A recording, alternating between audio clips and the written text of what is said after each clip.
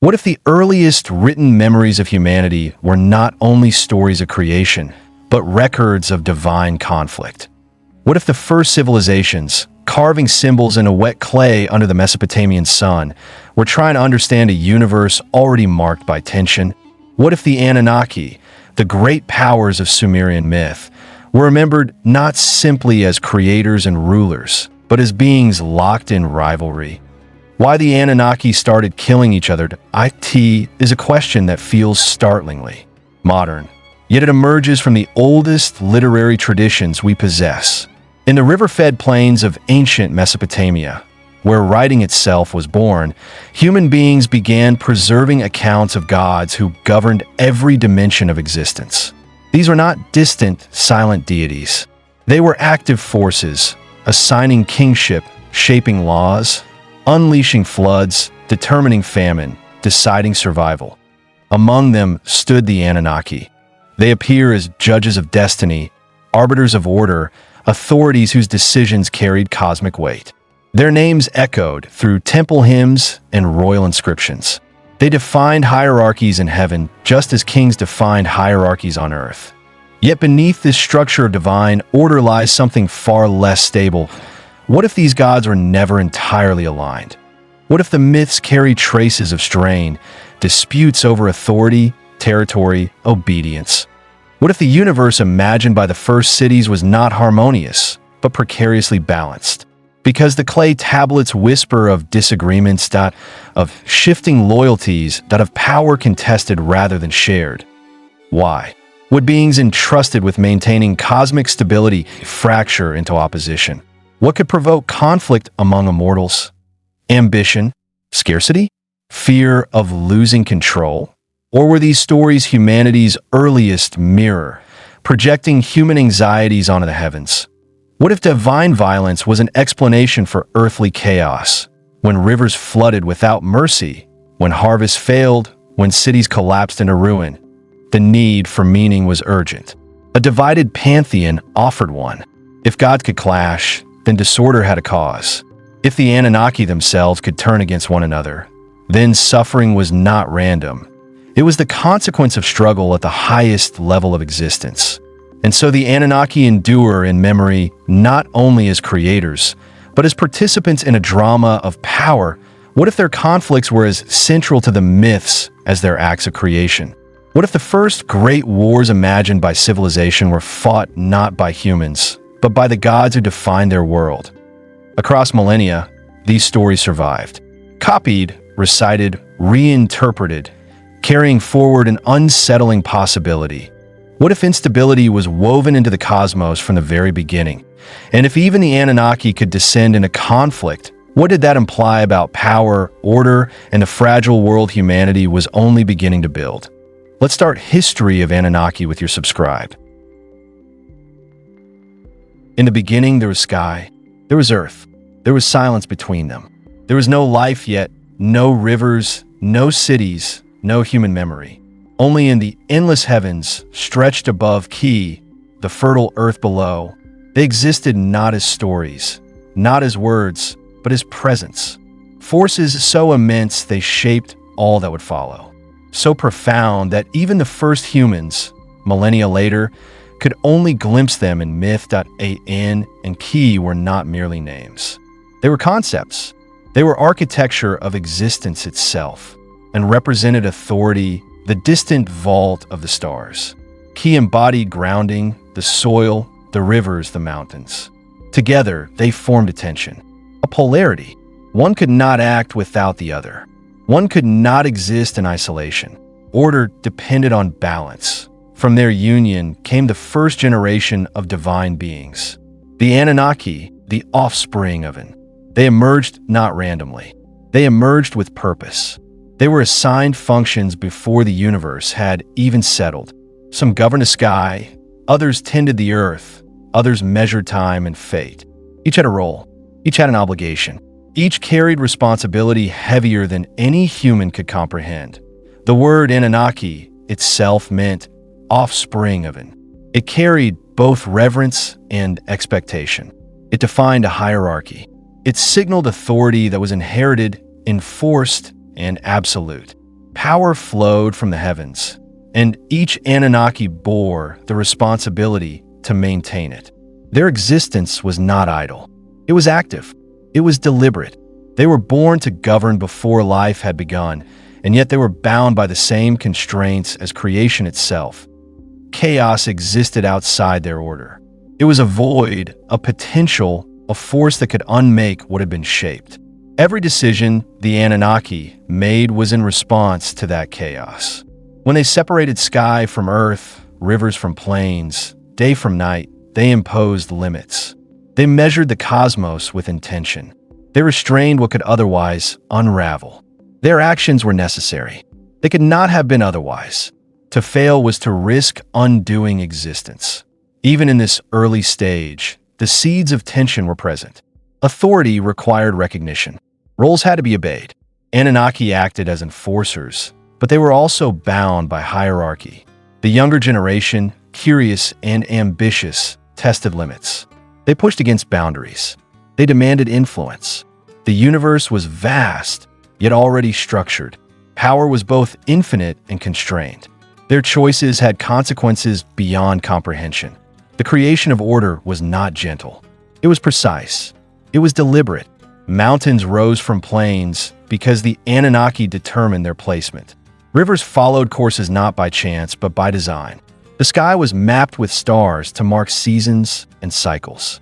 Time itself became measurable. Calendars, omens, and divine decrees emerged from this order. The physical world and its meaning were inseparable. To disrupt one was to disrupt all. In this mythic age, the Anunnaki were observers as well as actors. They watched the potential of the world, monitored the unfolding patterns, and adjusted what was necessary. Nothing was accidental. Every star, every flood, every valley was deliberate. They moved according to a logic that combined authority, foresight, and restraint. Humanity did not yet exist, yet the stage was set for it. The Anunnaki's actions created the framework in which life could emerge, yet their power carried fragility. Even divine beings were limited by the order they imposed. Heaven and earth could only function in balance. If a decision favored one element over another, the consequences rippled. Rivers could dry, skies could falter, the land could become barren. This was not failure, but inevitability. Structure demands consequence. Action and result are inseparable. The Anunnaki's early choices were permanent. From the tension between necessity and autonomy, the first conflicts emerged. Not open wars, but subtle rivalries. Assignments overlapped. Authority was tested. Ambition stirred. Even gods, created to govern, faced dilemmas. Could one act for the good of the universe while advancing one's own interest? Could one bend the order without breaking it?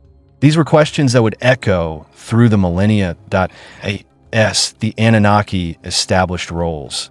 Their influence became tangible. The land below responded to their presence.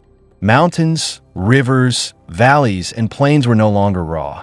They were structured, measured, intentional. Fertility followed design. Seasons became predictable.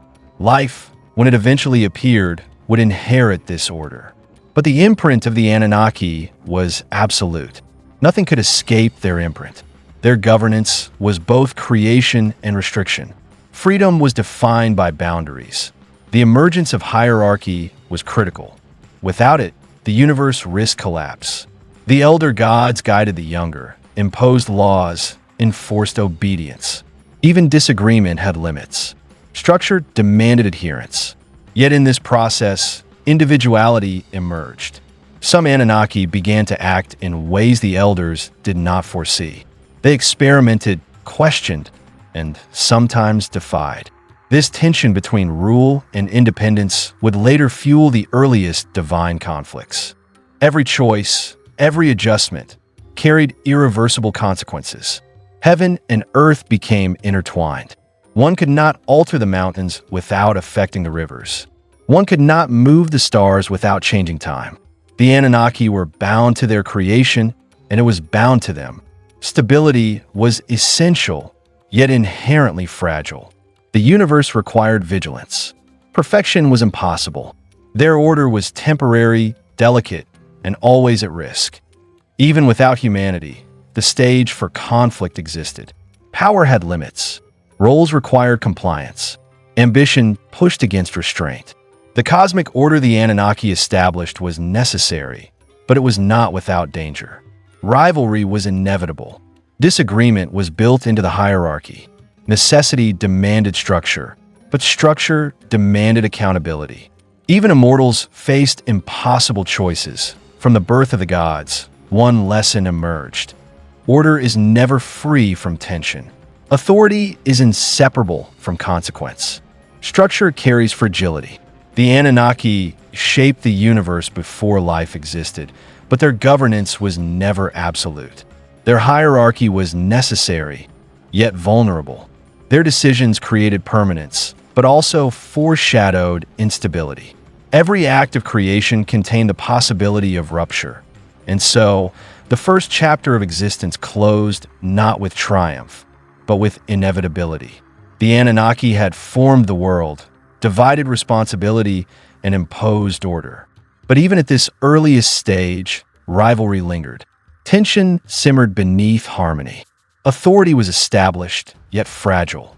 The universe had a framework, but it would be tested. The story of power, conflict, and consequence had begun. The Anunnaki had birthed creation, and in doing so, they had also birthed the conditions for their own strife. This balance they found would not last. Their roles were defined, but not fixed. The decisions that created the heavens and earth were permanent, but the unity of the gods was not. And in the silence between sky and land, in the lands watered by the Tigris and Euphrates, cities began to rise. Uruk, Uar, Eridu, names that would echo across millennia. Mud brick walls, canals, and streets marked human ambition. The rivers carried life and threat alike. Floodwaters brought fertility. Floodwaters brought destruction. Life depended on understanding both the gift and the danger. These cities were not merely settlements. They were experiments in control. They concentrated population, labor, and resources. They demanded coordination. They demanded obedience. Survival depended on order. Chaos waited beyond the city walls. Unseen, unpredictable, and absolute. Without structure, the rivers could destroy all that humans had built. Within these cities, the divine was inseparable from authority. Gods were not symbols. They were lawgivers, overseers, and patrons. Each city claimed favor from particular deities. Uruk worshipped Inanna, goddess of fertility and war. Eridu honored Enki, lord of wisdom and water. Uar revered Nanna, the moon god. Their names were written on clay tablets. Their decrees shaped human action. Obedience was not optional. Survival required it. Temples arose at the center of this order. They were not simply places of worship. They were economic hubs. Grain flowed through temple storage. Labor was organized by priests. Irrigation projects were coordinated by divine authority. Offerings became currency. Temples managed both devotion and sustenance. The gods, through their temples, controlled the lifeblood of the city. Those who served the gods served survival itself. The Anunnaki were ever present in this landscape. They were not distant observers. They were invoked in every decision. Kings acted in their name. Priests interpreted their will. Even ordinary laborers recognized their authority. The gods defined justice, inheritance, and property. They measured success and punished neglect. To challenge the divine was to risk more than death. It was to risk famine, disease, and ruin. City-states often competed. The rivers connected and divided them simultaneously. Trade brought wealth. Trade brought risk. Control of canals meant control of life. Battles were fought not only for territory, but for access to water, arable land, and trade routes. Gods were invoked to justify conquest. Victors credited the gods' favor. Losers interpreted defeat as divine anger. Religion and politics were inseparable. In Uruk, the first writing appeared. Tokens and pictographs became cuneiform. Records of grain, labor, and divine offerings were preserved. Writing was not art, it was administration. It codified obligations to the gods. It codified obligations to the king. Knowledge itself became a tool of control. Those who understood the tablets wielded power. Those who ignored them were exposed to risk. Civilization and religion reinforced each other. The structure of society reflected divine hierarchy. Kings were intermediaries, not rulers in isolation. Priests interpreted divine law. Artisans and farmers executed labor. Soldiers enforced protection. Each role had purpose. Each role carried consequences. Disobedience threatened collapse. The universe was mirrored in the city. Order at the top, dependence below, consequences for failure ever present. The reliance on temples as economic centers created both stability and fragility. Surpluses could feed thousands, but mismanagement led to famine. Labor could construct walls, canals, and ziggurats, but neglect could drown entire districts. Every human act was measured against divine expectation. Every outcome reflected both natural and supernatural law. The Anunnaki shaped the city as they shaped the cosmos. Conflict arose even within cities. Priests and kings sometimes disagreed over resources. Ambition and interpretation clashed. The will of the gods was often invoked to justify policy, taxation, and labor obligations. These disputes were never idle. They had real consequences. Irrigation failed, grain rotted, social tension increased. The divine order demanded resolution, and humans were compelled to obey. Trade expanded the influence of these cities. Exotic goods moved along rivers and overland routes. Metal, timber, and grain flowed between settlements. Wealth increased, but so did exposure to conflict. Access to resources was limited. Competition was inevitable. Cities became interconnected networks, and with interconnection came both opportunity and vulnerability. Gods were called upon to mediate this fragile balance. Even as cities grew, the risk of environmental disaster remained. Floods could drown fields. Droughts could wither crops. Disease could decimate populations. The gods were invoked to explain, to appease, to prevent. Rituals were performed not for personal comfort, but for collective survival. Human life and divine favor were inseparable. Civilization existed only under constant observation and intervention. Kingship was not absolute, but it was sacred. Authority derived from divine approval. The king was intermediary, the human executor of the god's will. Decisions carried weight beyond immediate consequences. One poor harvest, one mismanaged canal, one neglected ritual could unravel the city. Order required constant vigilance. Stability demanded respect for both heaven and earth. By 3000 BCE, the pattern was clear. The Sumerian city-states were fully established. Temples dominated the skyline. Gods governed every sphere. Kings enforced divine law. Labor and resources were meticulously organized. The balance between nature, society, and the divine created remarkable resilience. It allowed cities to thrive where the rivers could have destroyed them. Yet fragility remained. Even a single failure could cascade into widespread disaster. The permanent changes of this era were profound. Urbanization concentrated populations. Administrative systems formalized governance. Temples integrated economy and religion. Social hierarchies were reinforced. Knowledge was recorded, not only in memory, but in writing. Survival was no longer accidental. It was structured, codified, and enforced. Humanity was inseparably linked to divine authority. And yet, with this structure came tension. Reliance on divine favor meant that disagreement was dangerous.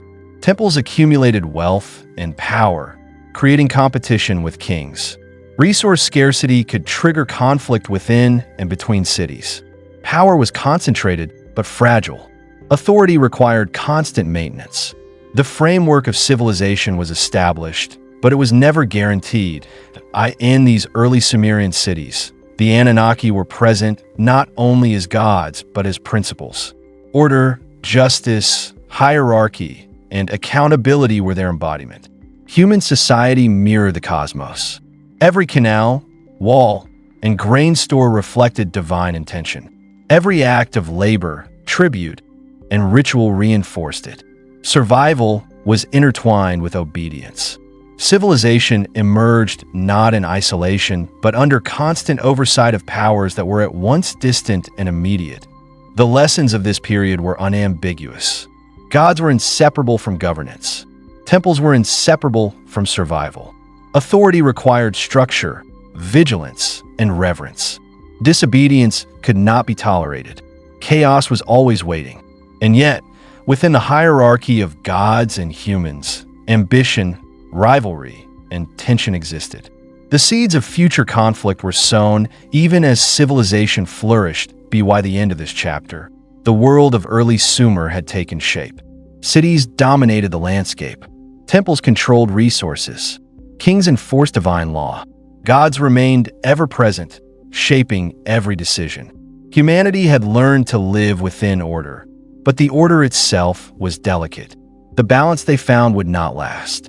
Rivalry and scarcity were inevitable, and the next chapter would test everything they had built.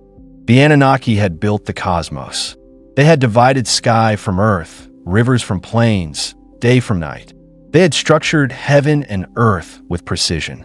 Order existed, but labor weighed heavily on the gods themselves. Maintaining canals, overseeing harvests, organizing cosmic functions demanded effort. Even immortals grew weary. Even divine beings could tire. Their labor, once limitless, became burdensome. That it was necessity that sparked creation. The gods needed assistance. They could not sustain themselves through labor alone. Floods, irrigation, cultivation, and construction required constant oversight. They had ordered the universe, but the physical tasks were endless. Each canal had to be monitored. Each field had to be tended. Each project demanded attention. Without intervention, the delicate balance they had established would fail, and so the decision was made. Humans would be created, not as equals, not as companions, but as laborers, beings to relieve divine burden, beings to execute tasks that gods could not continue to perform. Humans were not born from compassion or love. They were born from necessity. Survival, both divine and terrestrial, demanded it. Their purpose was practical, imposed, and unavoidable. The myths tell of Enki and Ninhursag. The mixture of clay and divine essence formed humanity. Life emerged not spontaneously, but deliberately. Each human carried the spark of the gods, yet not their authority. They could labor. They could build. They could obey. Autonomy was limited. Responsibility was precise. Their existence served a singular function: to sustain the cosmos through service. The workload imposed was immense. Humans tended canals, maintained city walls, stored grain, and worked fields. Labor was both sacred and relentless. Festivals and offerings were performed to honor the gods, yet each act was intertwined with obligation. Work and devotion were inseparable. Service was survival. Disobedience was risk. The cosmos required constant effort. Even the gods experienced dissent among themselves. Some Anunnaki rebelled, resisting the endless labor required to sustain the cosmos. The myths preserve their conflicts. Frustration, envy, and dispute emerged even in divinity. The creation of humans was also a solution to divine rebellion. By delegating labor, the gods reduced tension within their ranks. Order was reinforced. Conflict was managed. Balance was maintained. Humans, in turn, inherited the consequences of necessity. Life was structured around survival and obligation. Work was constant, and error carried penalty. Crops had to be planted and harvested on time. Canals had to be maintained to prevent floods. Rituals had to be performed to appease divine expectation. Failure was immediate, tangible, and irreversible. Humanity learned responsibility through labor. Humanity understood the weight of order. Survival demanded diligence. Temples became central to this system. They were not merely places of worship. They coordinated labor, organized food storage, and directed construction projects. Priests acted as intermediaries, interpreting divine instructions. Every task was sanctioned by authority, every failure noted in records. Social cohesion depended on compliance. Religion and economy were inseparable. Humans became instruments of cosmic maintenance. The permanent consequences of this period were profound. Humanity was bound to labor by divine mandate. Social hierarchies became codified. Kings and priests exercised authority as representatives of the gods. Cities expanded, populations grew, and resource management became increasingly complex. Human labor enabled civilization to thrive. Civilization thrived because humans served the gods. Human identity was inseparable from obligation. The precedent was absolute. Resistance and rebellion were inevitable, yet constrained. Myths recall humans questioning the burden, attempting to escape toil. These moments were framed as defiance, yet they were managed by divine oversight. Punishment was swift. Compliance was reinforced. Society adapted to balance ambition, necessity, and survival.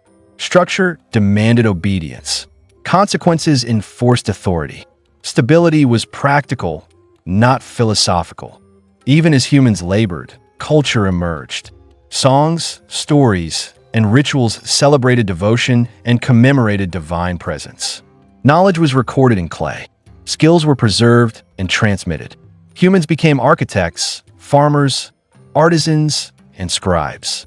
Labor shaped civilization. Devotion shaped identity. The universe functioned because humanity fulfilled purpose. Obligation was eternal, yet transformative. The creation of humans solved immediate crises for the Anunnaki. Labor was redistributed. Canals were maintained. Fields were cultivated. Cities flourished. The gods could focus on oversight rather than toil. Order became sustainable. Authority was reinforced. Balance endured, but was conditional. The system relied on human compliance. Stability existed, but was fragile. Conflict, however, remained. Scarcity, ambition, and the complexity of early cities generated tension. Humans competed for resources. Kings and priests negotiated control. Temples accumulated wealth. Rivalries emerged within and between city-states. Authority depended on enforcement. Compliance required vigilance. The framework of civilization was stable, yet constantly tested. Failure had real and permanent consequences. The mythic record preserved these lessons. Humanity was created to serve. Humans were bound by sacred duty. The Anunnaki remained observers, enforcers, and beneficiaries of human labor. Civilization advanced. Temples, cities, and labor systems expanded. Social hierarchies solidified. Knowledge was preserved. Authority was reinforced. The permanent effect was clear. Humanity existed to relieve divine burden. Survival was inseparable from service. Obedience was inseparable from existence. By the end of the early dynastic period, the world had been fundamentally transformed. Humans populated cities. Labor systems stabilized economies. Temples directed both religious devotion and civic administration. Authority was codified through both divine and human institutions. The relationship between gods and humanity defined existence. Civilization became a structure of obligation. The divine order was reinforced, yet humanity remained constrained by the necessity that had created it. And yet, tension persisted. Human ambition, resource scarcity, and divine expectations created constant friction. Obedience was required, yet tested. Labor was sacred, yet exhausting. Temples and kings maintained control, but the balance was fragile. The cosmos functioned, but only through continual effort. Humanity's role was clear: to serve, to build, and to sustain the gods' vision. This solution carried a cost. The permanence of hierarchy and obligation would echo through generations. The next chapter would test the endurance of both gods and humans alike. The universe, as the myths tell it, was not born in silence. It was born in tension. Before humans, before cities, before kings, there existed chaos. Tiamat, the saltwater abyss, and Apsu, the freshwater primordial, mingled without boundary. Their union was both fertile and unstable. Potential swirled within them. Power was undirected. Creation waited, but it waited amid disorder. The cosmos teetered. Balance had not yet been imposed. Out of this chaos came the first generation of gods. They were offspring of Apsu and Tiamat. They were powerful, yet unruly. They made noise. They disturbed the primordial calm. Their energy was unchecked. They multiplied quickly. Their actions created ripples through the waters of existence. Tiamat and Apsu could not control them. Authority was challenged before it had been established. Disorder bred fear. Apsu, in his desire for control, sought to eliminate the younger gods. He feared their power, their recklessness, their potential to disrupt the cosmic balance. Tiamat, though initially passive, supported the natural order of her own creation. The first seeds of conflict were sown not by rebellion, but by fear. Nécessité demandait intervention. The universe could not function if unchecked power went unrestrained. Action was inevitable. Resistance was unavoidable. The younger gods discovered Apsu's plan. They acted to preserve themselves. Ea, god of wisdom and strategy, confronted Apsu. He slew him, establishing a precedent. Authority was now claimed by the next generation. Power shifted from primordial force to calculated intellect. The balance of the cosmos had been altered. One act of violence reshaped existence. Chaos was restrained, but not eliminated. Conflict had defined order from its inception.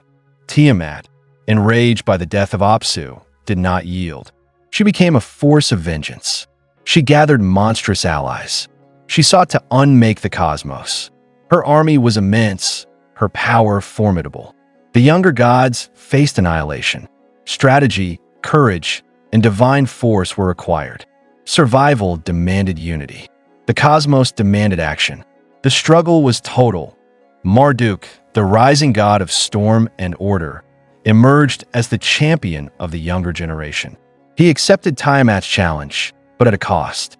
Victory required that he assume supremacy over all others.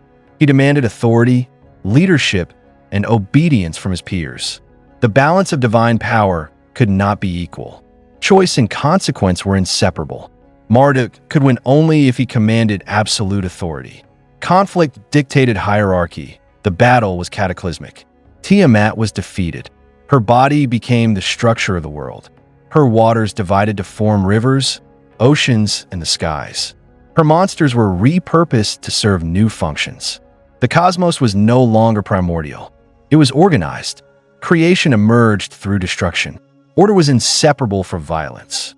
The permanent structure of heaven and earth was established. Consequences could not be undone. From the remains of Tiamat, Marduk fashioned the universe. Sky and earth were separated. Stars were placed to measure time. Winds and rivers were controlled. Mountains rose where there had been flat chaos. The Anunnaki assumed their positions. Authority was assigned and codified. Balance existed, but it was contingent. The cosmos required ongoing vigilance. Stability demanded obedience. The universe functioned through enforcement of divine law. The Enuma Elish, the epic recording these events, preserved the logic of conflict as inherent to existence. Chaos existed not only as physical disorder, but as threat, tension, and potential. Order emerged not from consensus or peace, but from struggle, necessity, and decisive action. Hierarchy, law, and structure were products of confrontation. Authority demanded enforcement. Survival demanded compliance. Conflict defined both cosmos and civilization. Even the younger gods were aware of fragility. Their power, though superior to Tiamat and her allies, could not remain unchallenged. They established roles, hierarchies, and systems of accountability. Each deity assumed responsibility for specific domains. Anu over heaven, Enlil over earth and air, Enki over water and wisdom, Ninhursag over fertility. Responsibilities were precise. Boundaries were defined. Enforcement became a principle of cosmic stability.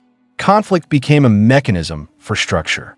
The potential for rebellion, error, and failure shaped the hierarchy. No god acted with total freedom. No god could ignore obligation. Each decision carried consequence. Chaos was ever present, lurking beyond the ordered cosmos. Vigilance was constant. Compliance was essential.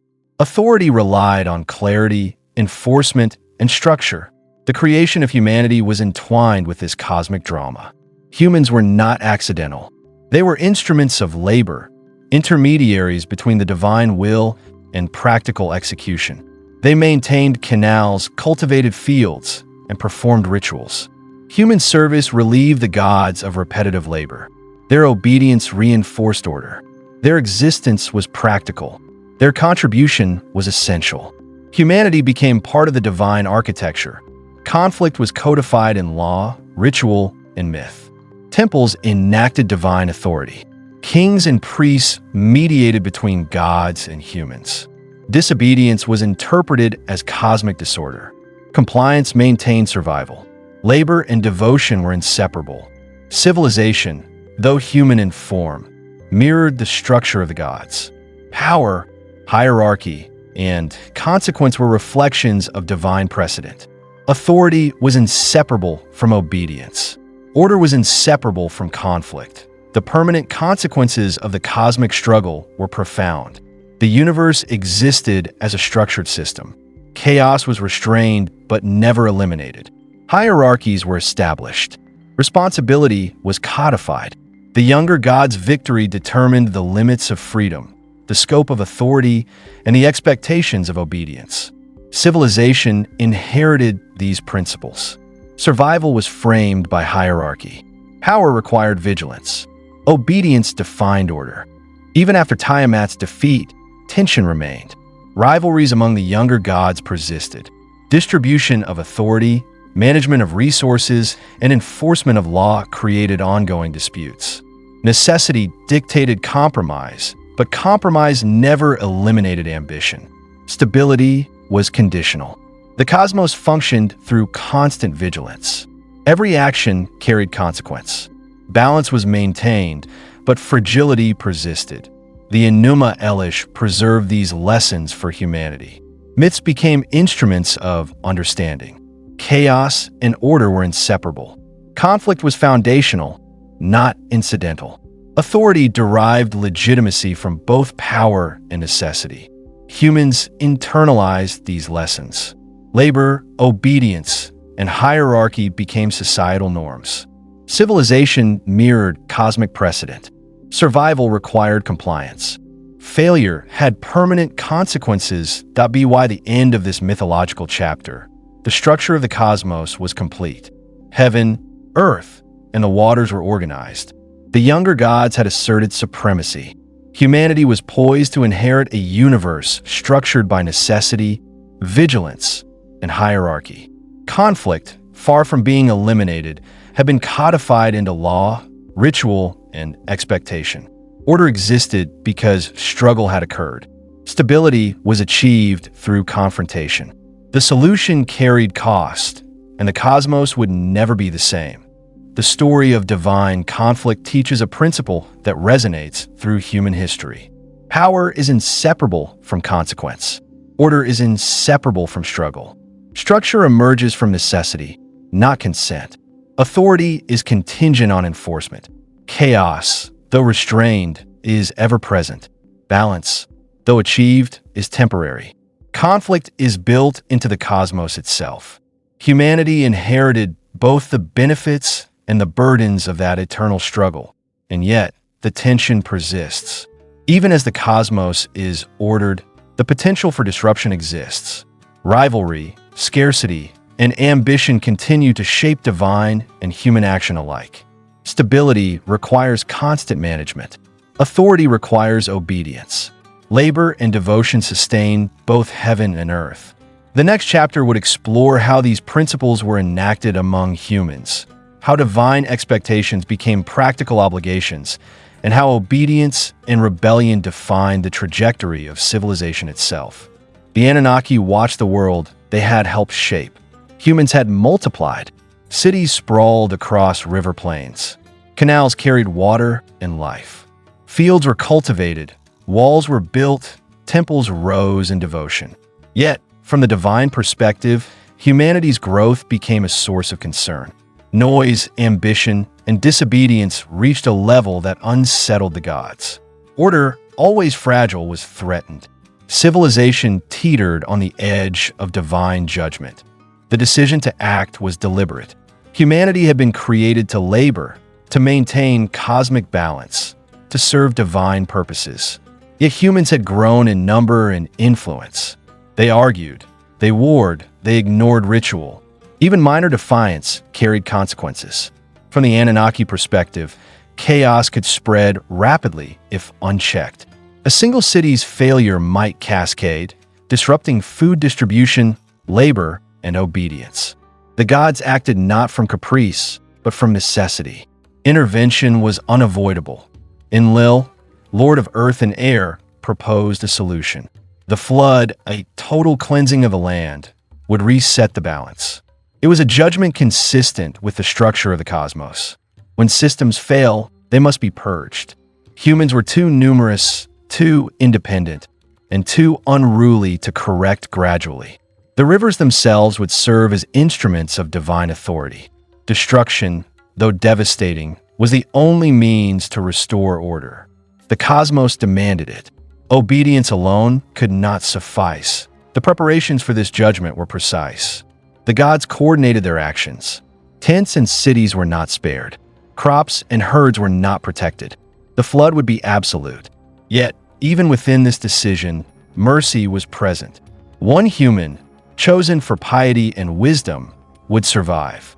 Utnapishtim, as later myths recount, received instruction from Ea, god of wisdom. He was told to build a vessel capable of preserving life. This exception illustrates a principle. Divine power is absolute, yet not blind. Intervention could destroy, but it could also preserve. Humanity's fate was conditional. Survival depended on recognition of divine order. The flood was cataclysmic. Rain fell for days without pause. Rivers swelled, canals overflowed, walls collapsed. Cities disappeared beneath rising waters. Life above ground was extinguished. The noise of human activity ceased.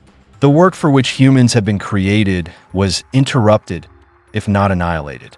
Obedience had failed broadly. The cosmos required reset.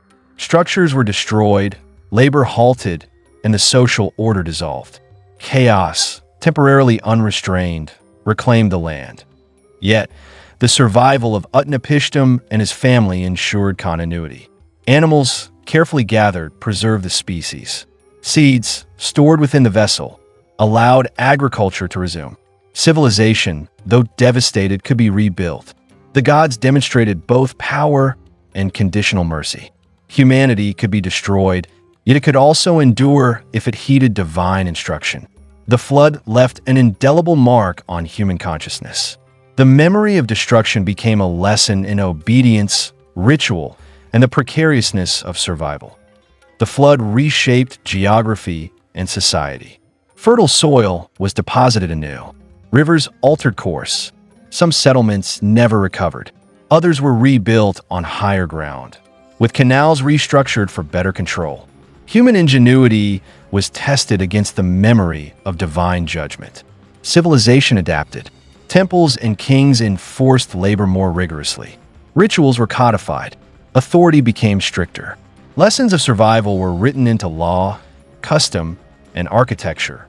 Humanity learned the cost of defiance. The narrative of divine judgment resonated through culture. In the Epic of Gilgamesh, Utnapishtim's story is preserved as warning and example. Mortals were reminded that the gods could withdraw their favor, and that obedience was essential. Survival depended on both recognition and action. Human labor was again linked to divine oversight. Rituals, offerings, and respect for authority were reinforced. Civilization was strengthened by the memory of near destruction. Lessons were encoded in myth and practice. The permanent consequences of the flood were profound. Social structures became more hierarchical. Temples accumulated wealth and authority. Kings enforced obedience with stricter systems of labor and law. Human understanding of mortality and divine power deepened. Geography itself was transformed. Cities were rebuilt, canals redirected, settlements relocated.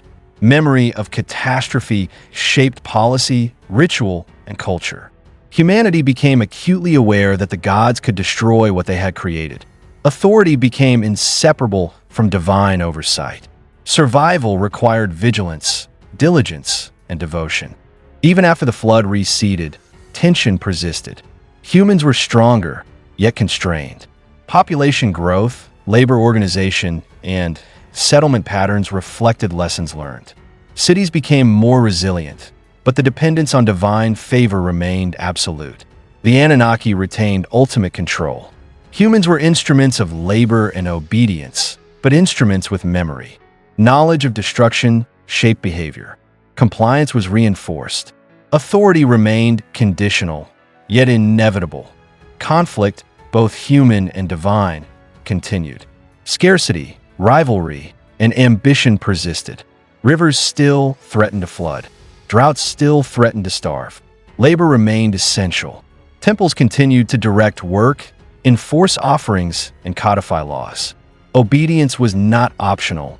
It was survival. Civilization was preserved through service, vigilance, and ritual. The flood had erased, but it had also instructed.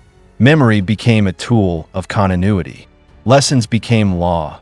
The myths encode these lessons with enduring clarity. The flood demonstrates that divine power is absolute, yet conditional. Order emerges from intervention. Chaos exists, but can be restrained. Authority requires obedience.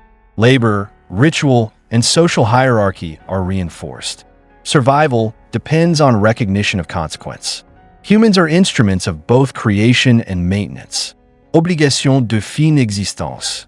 Failure carries permanent cost. Be why the end of this chapter. Humanity had been fundamentally tested. Civilization had been devastated and rebuilt. Social hierarchies were solidified. Temples centralized power. Kings exercised authority with awareness of divine oversight. Humans learned the fragility of existence.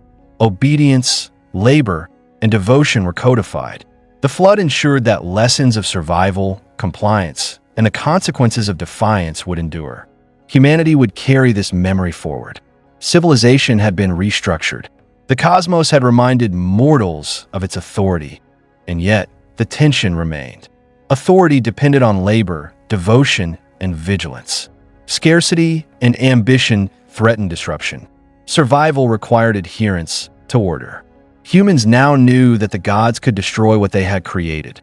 Obedience was essential. Memory of judgment persisted. The balance between chaos and civilization would continue to define the trajectory of society. The next chapter would explore how humans internalized these lessons and how civilization adapted to both divine expectation and mortal ambition.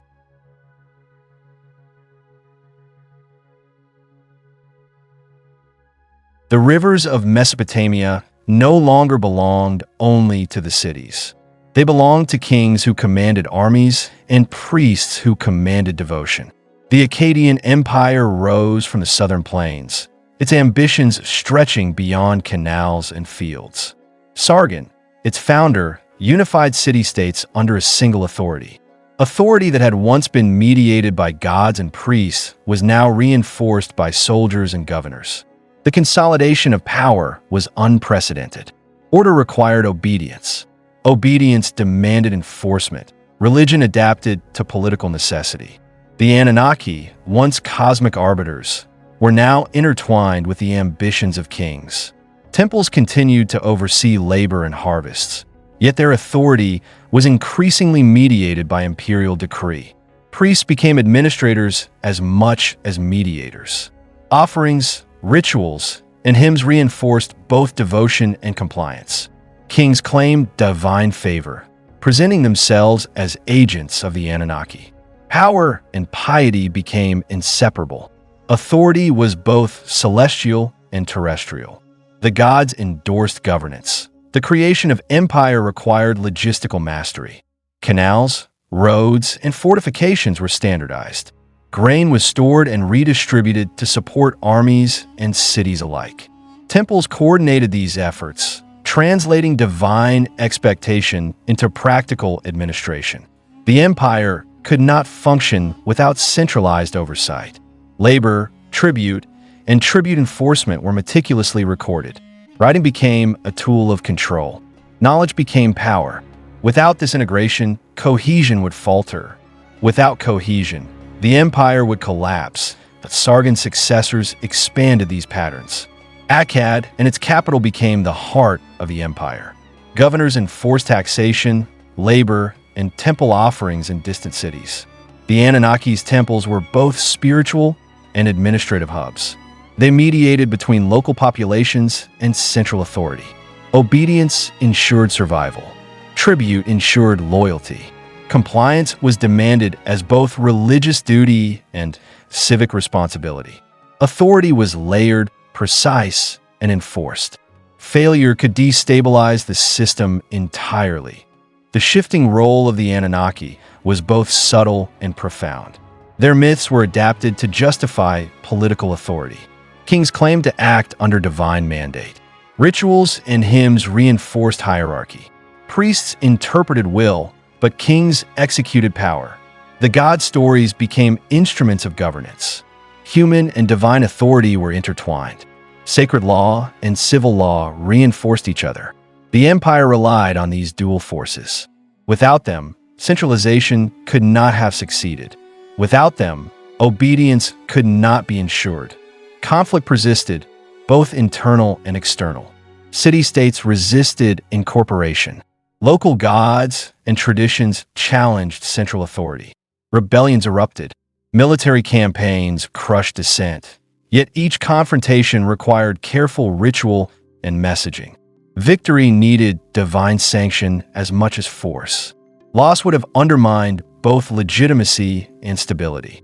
Power required a constant negotiation between human ambition and divine expectation. Strategy was as spiritual as it was martial. Authority was inseparable from enforcement. Trade and resource management defined the empire's resilience. Grain, timber, and metals flowed along rivers and roads. Temples coordinated storage and redistribution. Armies and construction projects depended on this system. Failure in one province could ripple across the empire. Centralization demanded precision. Complexity demanded oversight. The Anunnaki's presence legitimized both labor and tribute. Civilization depended on human and divine cooperation.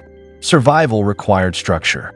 Power required hierarchy. The consolidation of religion had permanent consequences.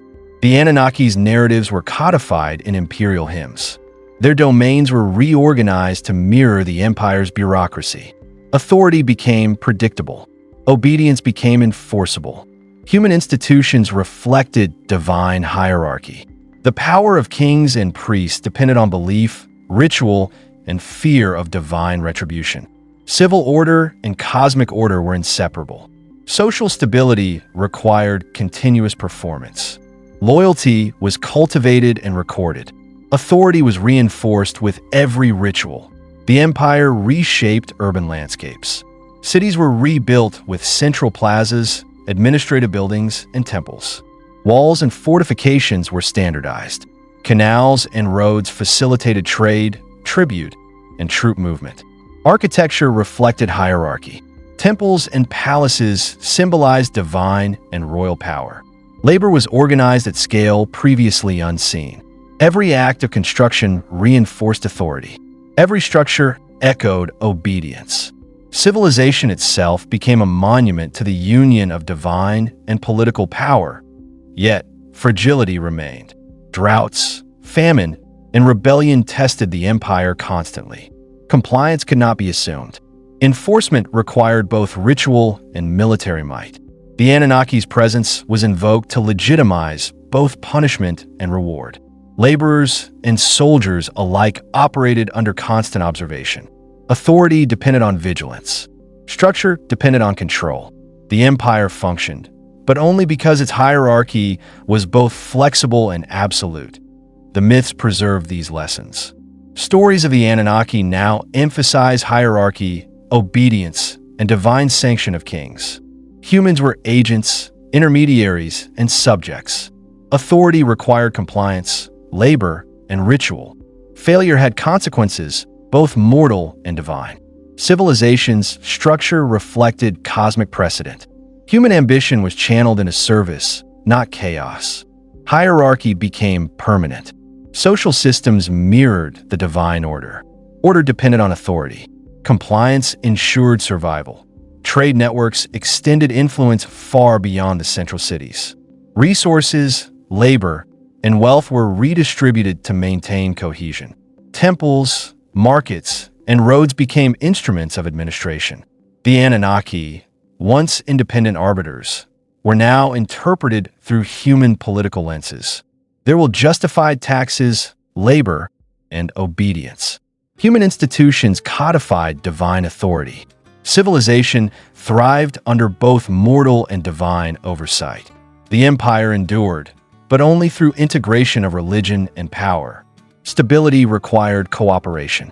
Compliance demanded recognition of hierarchy. Permanent consequences were profound.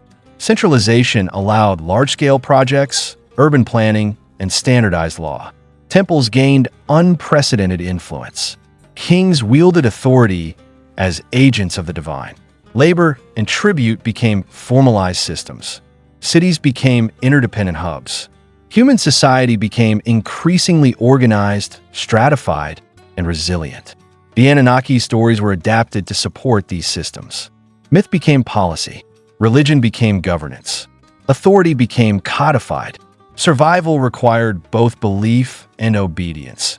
Even as power was consolidated, tension persisted. Ambition, scarcity, and rebellion tested authority continuously. Authority depended on enforcement, compliance, and ritual reinforcement. The empire required constant management. Hierarchy was maintained through observation, law, and divine sanction. Failure threatened instability. Order required vigilance. Civilization was conditional. Compliance was necessary. Obedience was survival. Authority demanded labor and loyalty. By the end of the Akkadian period, the principles of centralization, hierarchy, and divine sanction were fully established. The Anunnaki had been woven into political narratives. Their authority validated kings and priests alike. Human society reflected cosmic structure. Labor, law, and ritual were integrated into governance. The empire demonstrated that political power could reshape divine narratives. Authority was enforced, order codified, and obedience measured. Civilization endured, yet remained contingent. The cosmos and human governance had merged in principle and practice. The lessons of the Age of Empires were permanent. Human civilization had become a structured system of obedience, labor, and ritual. Temples and kings enforced hierarchy under divine sanction. Knowledge, infrastructure, and population were coordinated at unprecedented scale. Myth and politics were inseparable. Survival, prosperity, and social cohesion all depended on alignment with divine expectations. Authority was absolute in theory, yet contingent on human compliance. Civilization thrived, but fragility remained. The balance between obedience, labor, and ambition would continue to define the trajectory of Mesopotamian history, and yet the tension remained. Scarcity, rebellion, and ambition threatened disruption. Authority required constant enforcement. Labor, tribute, and ritual were inseparable from both survival and power. Humanity had learned that divine narratives could be reshaped by political necessity. Obedience was tested, loyalty reinforced, and hierarchy codified. The next chapter would explore how these principles endured, how empires rose and fell, and how the Anunnaki remained ever present, observing, legitimizing, and demanding recognition of their enduring authority. The city of Babylon rose along the Euphrates, its walls thick, its towers high, its ambition unmatched. Rivers carried trade, ideas, and tribute. People swarmed its streets. Temples and palaces pierced the sky. The city was no longer just a settlement. It was a statement. Power and devotion converged. Authority was tangible. Order was enforced in brick, mortar, and ritual. Civilization had a new heart, At the center of this transformation stood Marduk. He was no longer one among many. He was the supreme deity, the king of the gods, the arbiter of cosmic order. The myths recast older deities. Enlil, Enki, and Ninhursag were preserved, yet subordinated, their roles redefined. Authority shifted. Divine hierarchy was realigned to reflect Babylon's political supremacy. Religion adapted to politics, and politics invoked divine sanction. Power and piety were inseparable. The consolidation of divine authority mirrored the centralization of the city-state. Temples became more than houses of worship. They were administrative hubs, archives, and centers of economic control. Priests interpreted Marduk's will to kings, generals, and citizens alike. Offerings, rituals, and festivals were organized to reflect his supremacy. Compliance was demanded. Obedience was rewarded. Authority was reinforced with every recitation of his name. The city and the cosmos were intertwined. Babylonian rulers leveraged this hierarchy to assert both human and divine legitimacy. Hammurabi, the great king, codified law in alignment with Marduk's perceived order. The famous stele preserved not only rules for humans, but also evidence of divine authority behind them. Laws reinforced hierarchy, labor, and obedience. Civilization was stabilized through integration of religion and governance. The Anunnaki, once independent arbiters, were now instruments of Marduk's supremacy. Authority required recognition. Obedience ensured survival. Conflict had driven these changes. Older city-states, older gods, and older practices resisted. Uar, Nippur, and Lagash preserved local traditions. Priests and rulers competed for influence. Wars erupted, alliances shifted, and tribute flowed or failed depending on loyalty. Political centralization demanded uniformity. Religious centralization demanded reinterpretation. Marduk's ascendancy could not have been achieved otherwise. Power required both conquest and belief. Stability demanded hierarchy. The restructuring of divine authority was both subtle and total. The Anunnaki were preserved in name, but their domains were now subordinate. Cosmic roles were assigned to reinforce Babylon's supremacy. Enlil governed sky, but Marduk oversaw earth and city. Enki governed wisdom, but only in the context of Babylonian order. Myths were rewritten. Narratives reinforced political reality. Humanity internalized the hierarchy. Survival, prosperity, and ritual were contingent on recognition of supremacy. Authority was absolute. Daily life reflected these cosmic shifts.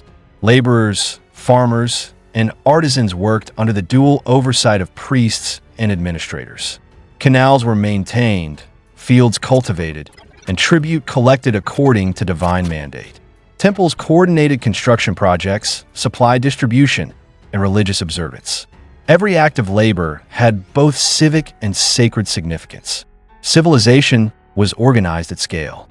Compliance was continuous. Obedience was practical and spiritual. The city thrived because structure demanded it. Even rebellion was absorbed into the narrative. Conquered cities were integrated through ritual, offerings, and recognition of Marduk's supremacy. Human ambition was redirected. Tribute became both economic and religious practice. Loyalty was enforced, but framed as devotion. Compliance ensured survival. Punishment ensured lesson. Civilization persisted, yet human ambition remained an ever-present tension. Authority required vigilance. Obedience was inseparable from both survival and order. Trade, communication, and infrastructure reflected divine hierarchy. Roads, canals, and ports facilitated movement of goods, armies, and ritual materials. Temples coordinated logistics, archives, and labor. Knowledge was preserved and disseminated. Human activity mirrored cosmic order. The city became a living manifestation of Marduk's supremacy. Civilization, labor, and ritual were intertwined. Every act reinforced obedience. Every structure reinforced hierarchy. Authority was both practical and symbolic. Permanent consequences were profound. Religious centralization reinforced political centralization. Older gods became subordinate. Myths codified hierarchy. Temples accrued unprecedented wealth and influence. Kings claimed divine mandate explicitly, linking human authority with cosmic approval. Human society became increasingly stratified and bureaucratic. Labor, tribute, and ritual were formalized systems of governance. Civilization became a mirror of divine hierarchy. Power was centralized. Obedience became measurable. Compliance ensured survival. Even as Babylon thrived, tension persisted. Ambition, rebellion, and scarcity threatened cohesion. Priests and administrators monitored compliance. Military enforcement complemented ritual authority. Civilization functioned, but fragility remained. Obedience required constant reinforcement. Labor ensured order. Ritual reaffirmed supremacy. Authority depended on recognition. Every citizen, worker, and priest understood the stakes. Survival was conditional. Civilization endured, yet required vigilance. The myths preserved these lessons. Marduk's ascendancy demonstrated that even gods could be redefined, subordinated, or replaced. Cosmic authority mirrored political power. Obedience, ritual, and labor became intertwined. Human institutions internalized divine hierarchy. Authority was enforced, consequences were tangible, and survival depended on recognition. Civilization had learned that the structure of belief could shape society as powerfully as armies or walls. Religion became governance. Myth became law. Survival required alignment. That be why the end of Babylon's rise. The principles of centralization, hierarchy, and divine sanction were absolute. Cities were administered with precision. Temples orchestrated devotion and labor. Kings wielded authority with divine justification. Humans internaliza hierarchy. Labor, tribute, and ritual were integrated into governance. The Anunnaki's roles were now instruments of a supreme god. Civilization reflected cosmic order. Obedience ensured survival. Hierarchy was permanent, yet conditional. Authority demanded recognition, compliance, and participation, and yet fragility remained. Scarcity, rebellion, and ambition could still disrupt order. Authority required enforcement, labor, and ritual. Obedience was essential, yet continually tested. Humans understood that divine hierarchy could shift, that gods could rise or fall in status, and that political power could reshape myth. Civilization depended on both faith and governance. Labor, tribute, and ritual reinforced obedience. Power was absolute, but contingent on human recognition. The next chapter would explore how Babylon's legacy endured, how divine and human authority continued to interact, and how Marduk's supremacy influenced the trajectory of Mesopotamian civilization for centuries.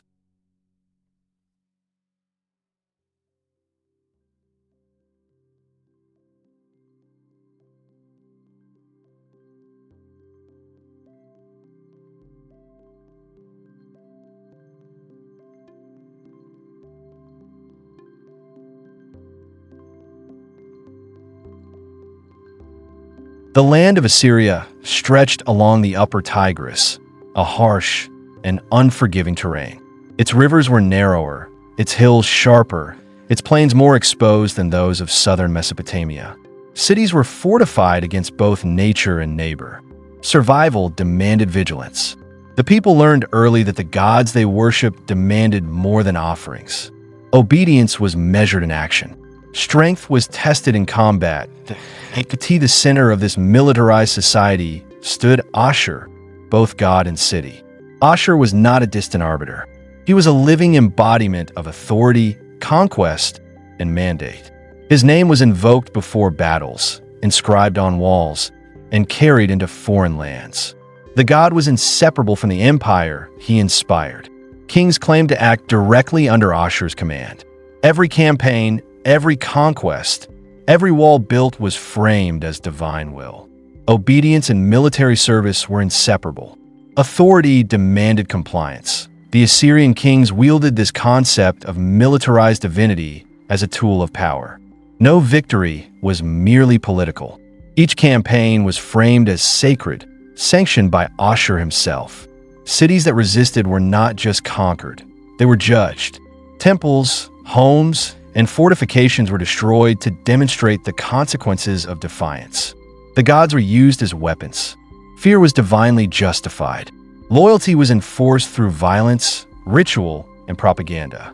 Civilization itself was subordinated to divine military mandate. War became the defining principle of Assyrian society.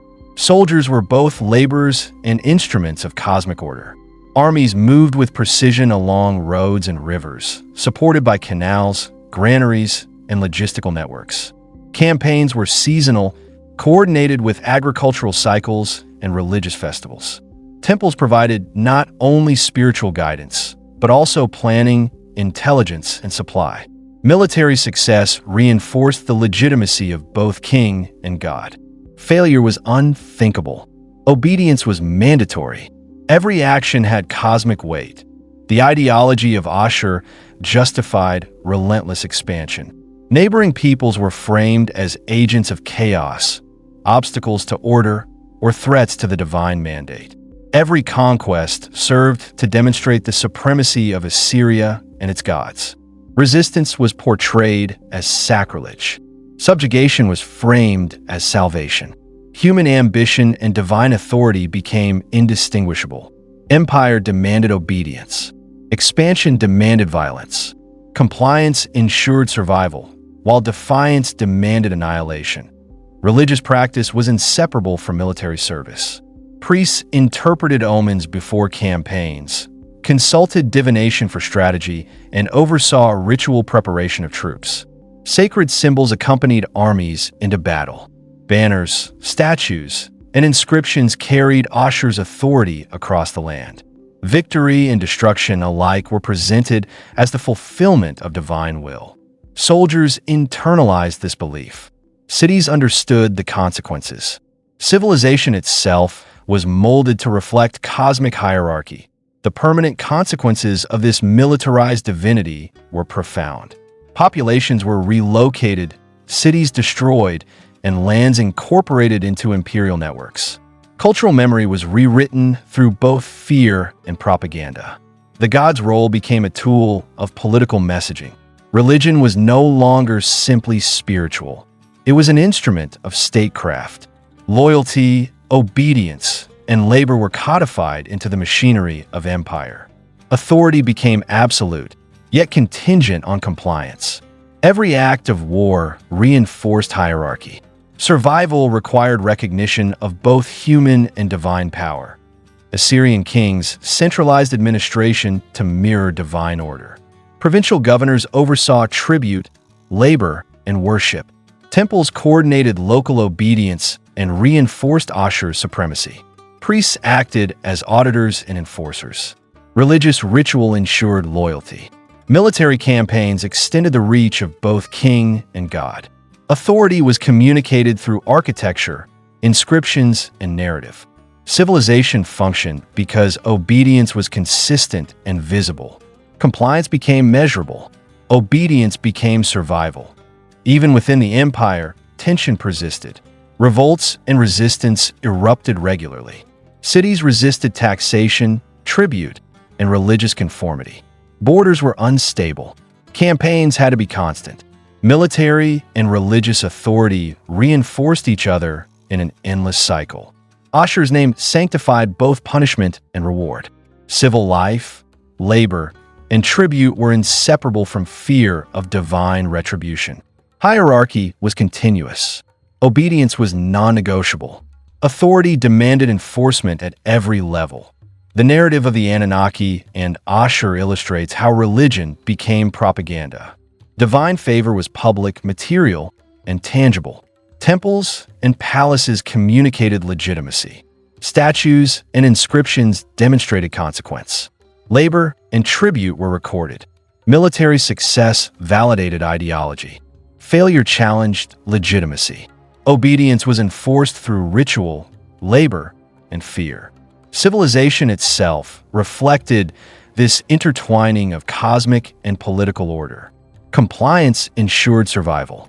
Authority was inseparable from enforcement. By the end of this period, the Assyrian model had transformed civilization.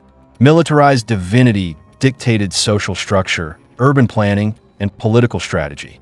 Temples and military apparatuses were interdependent. Kings leveraged religion to mobilize labor and resources. The Anunnaki's legacy, once more abstract and cosmic, was adapted to justify empire. Myth became policy. Ritual became administration. Obedience became the backbone of society. Survival depended on recognition of authority. Civilization endured, yet fragility persisted. The lessons of Assyria were enduring. Power was legitimized through religion. Violence was sanctified. Labor and compliance reinforced both political and divine hierarchy. Empire depended on belief as much as military might. Civilization was organized as a reflection of cosmic order. Obedience was constant, enforced, and codified. Authority was absolute, yet contingent on recognition. The gods had become instruments, the city a stage, and humans both actors and witnesses. The machinery of obedience ensured survival. Even as Ashur's supremacy spread, fragility persisted. Scarcity, rebellion, and human ambition constantly threatened stability. Authority required enforcement, ritual, and labor. Obedience was essential, yet continuously tested. Humans understood that divine favor could be both protective and punitive. Civilization functioned under dual pressures of cosmic mandate and imperial policy. Labor, tribute, and worship reinforced obedience. Power depended on compliance. Control depended on recognition of divine and human authority. Survival demanded hierarchy. By the conclusion of this first phase of Assyria's rise, militarized divinity had reshaped the world. Cities, armies, temples, and labor were all instruments of both human and divine power. Myth and politics had merged. Authority was maintained through fear, obedience, and ritualized violence.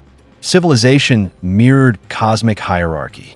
Humans internalized both labor and ritual as essential for survival. Obedience was tested daily. Compliance ensured continuity.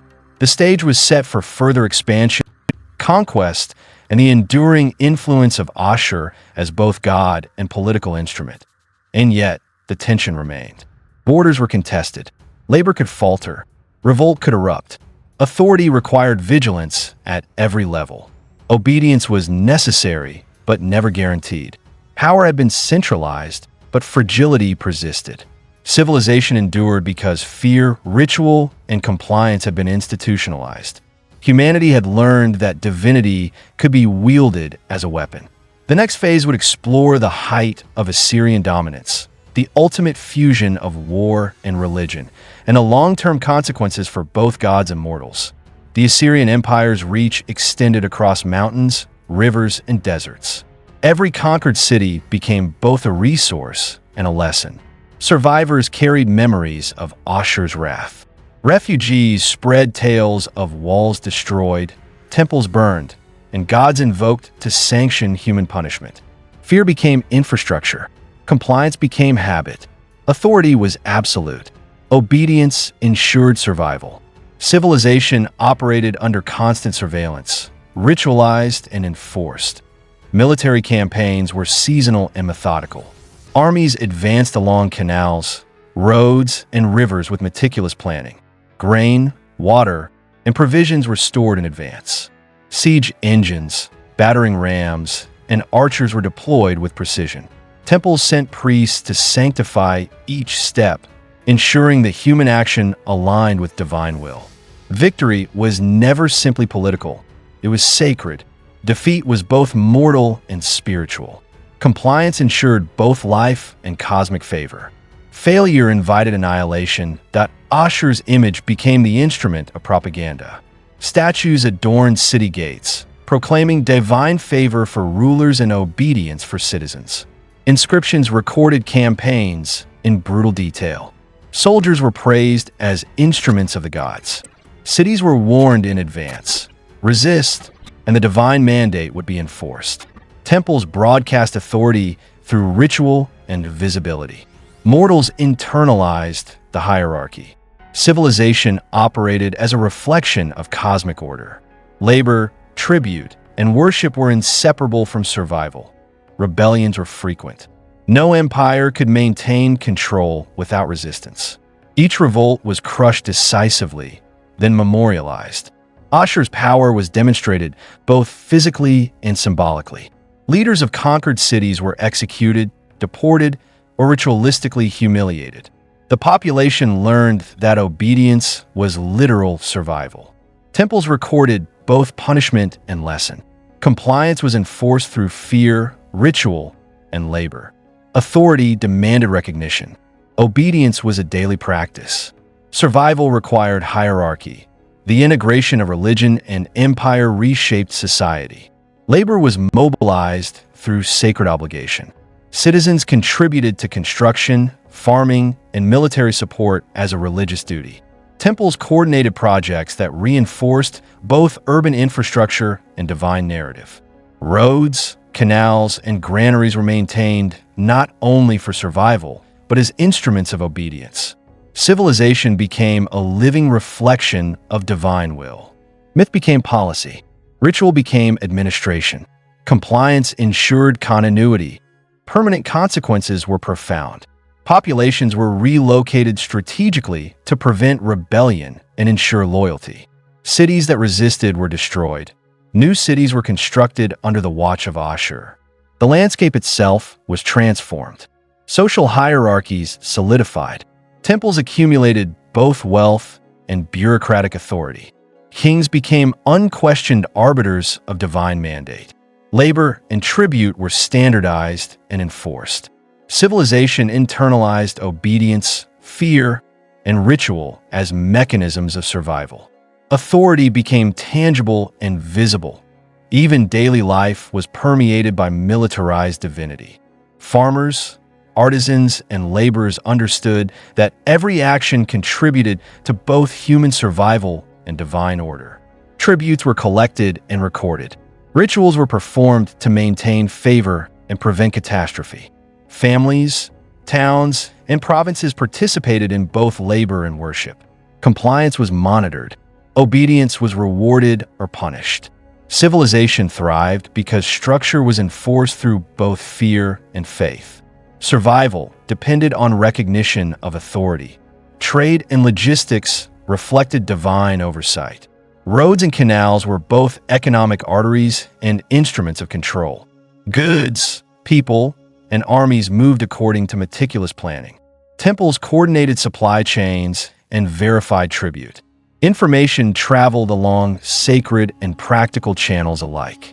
Knowledge became power, obedience became order. Civilization was a mirror of cosmic hierarchy. Labor, law, and ritual were inseparable. Compliance ensured survival. Authority demanded recognition and participation. The narrative of Ashur and the Anunnaki demonstrates how divinity could be wielded as propaganda. Even gods could be repurposed to enforce political authority. Older deities were integrated, subordinated, or reinterpreted to serve empire. Cosmic order became a justification for conquest, punishment, and tribute. Ritual and labor reinforced legitimacy. Obedience was encoded into both myth and administration. Human institutions internalized divine hierarchy. Survival demanded compliance. Civilization reflected both human and divine authority that Assyria's militarized religion had permanent cultural impact. Stories of conquest, divine sanction, and obedience were preserved in inscriptions, epic poetry, and ritual texts. Populations remembered both devastation and mercy. Memory itself became a tool of governance. Cities learned that resistance was dangerous and that compliance was rewarded. Labor, tribute, and ritual became formalized systems. Myth and policy were inseparable. Authority became institutionalized. Obedience became both civic duty and spiritual obligation. Survival depended on recognition of cosmic and political power. Even as Ashur's influence spread, tension remained. Borders were unstable. Rebellion was a constant threat. Labor could falter. Tribute could fail. Authority demanded vigilance, enforcement, and ritual reinforcement.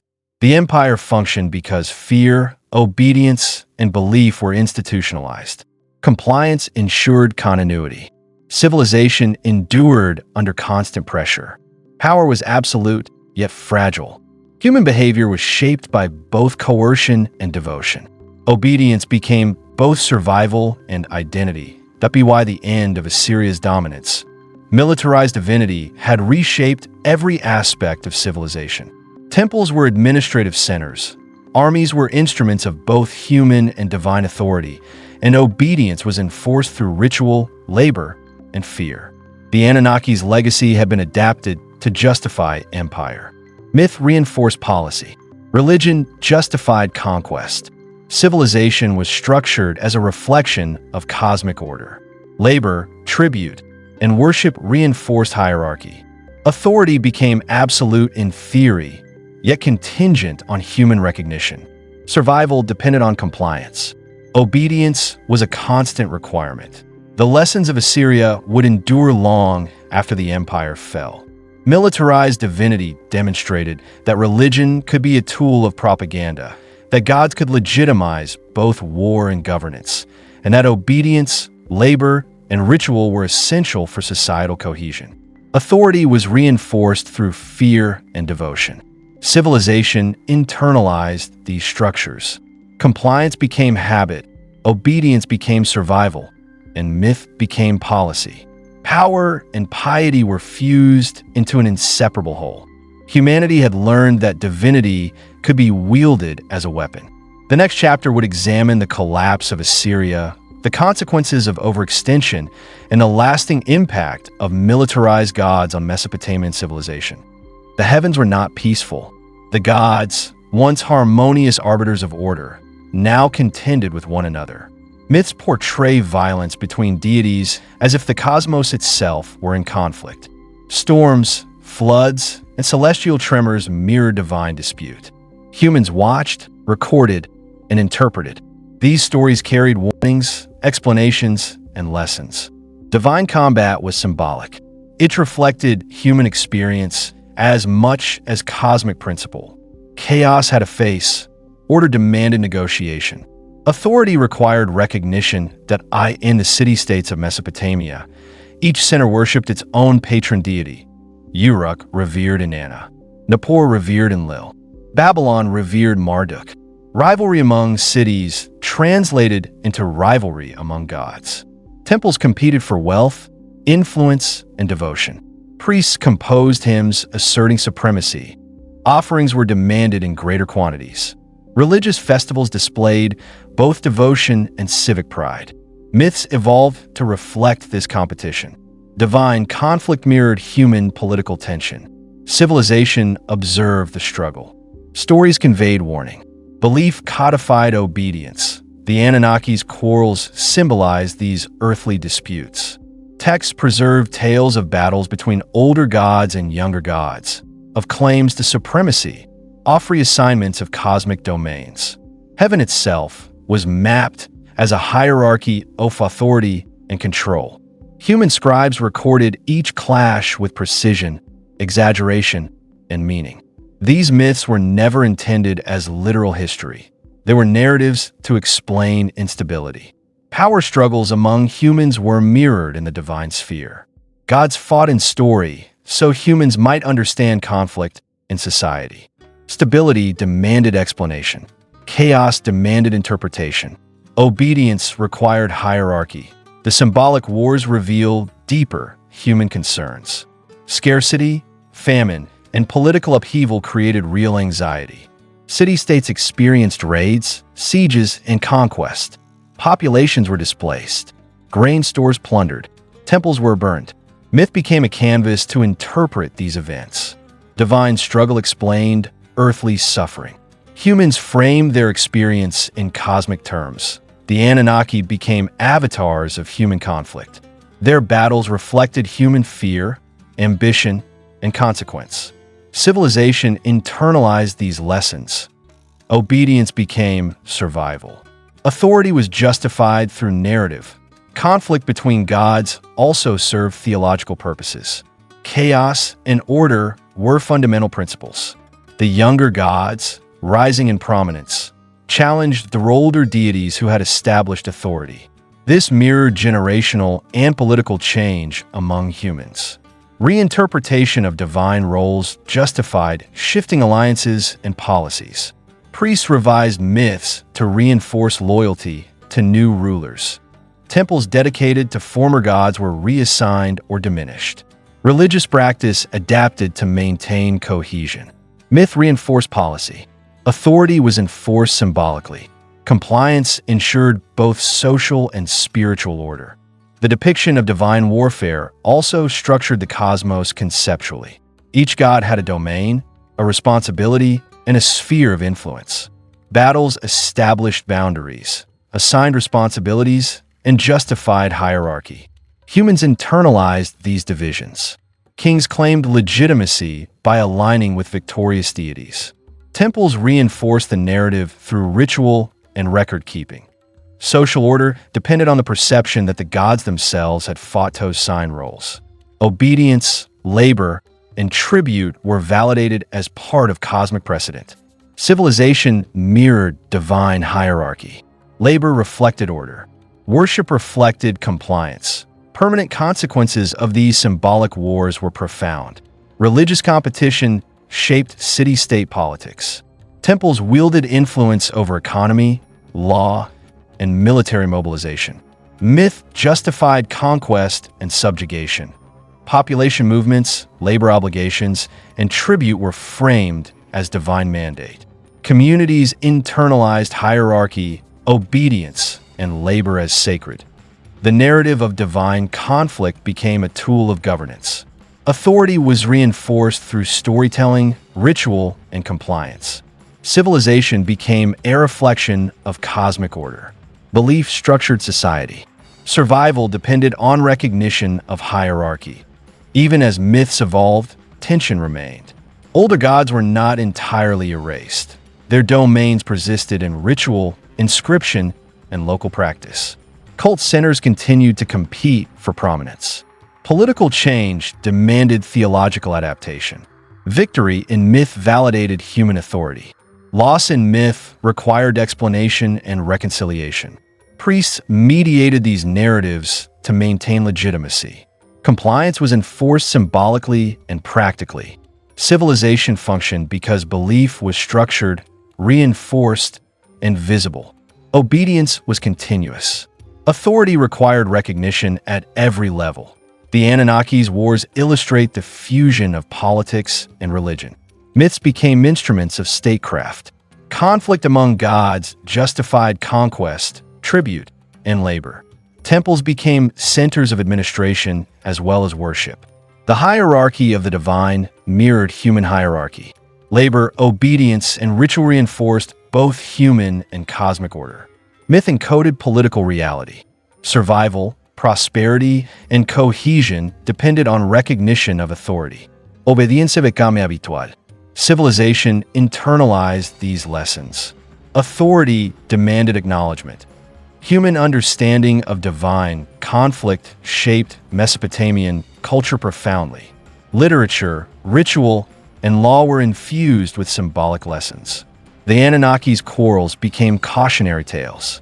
They explained scarcity, war, and injustice. They reinforced hierarchy, obedience, and labor. Civilization codified morality and policy through narrative. Survival depended on belief as much as on action. Authority was justified through myth. Compliance ensured order.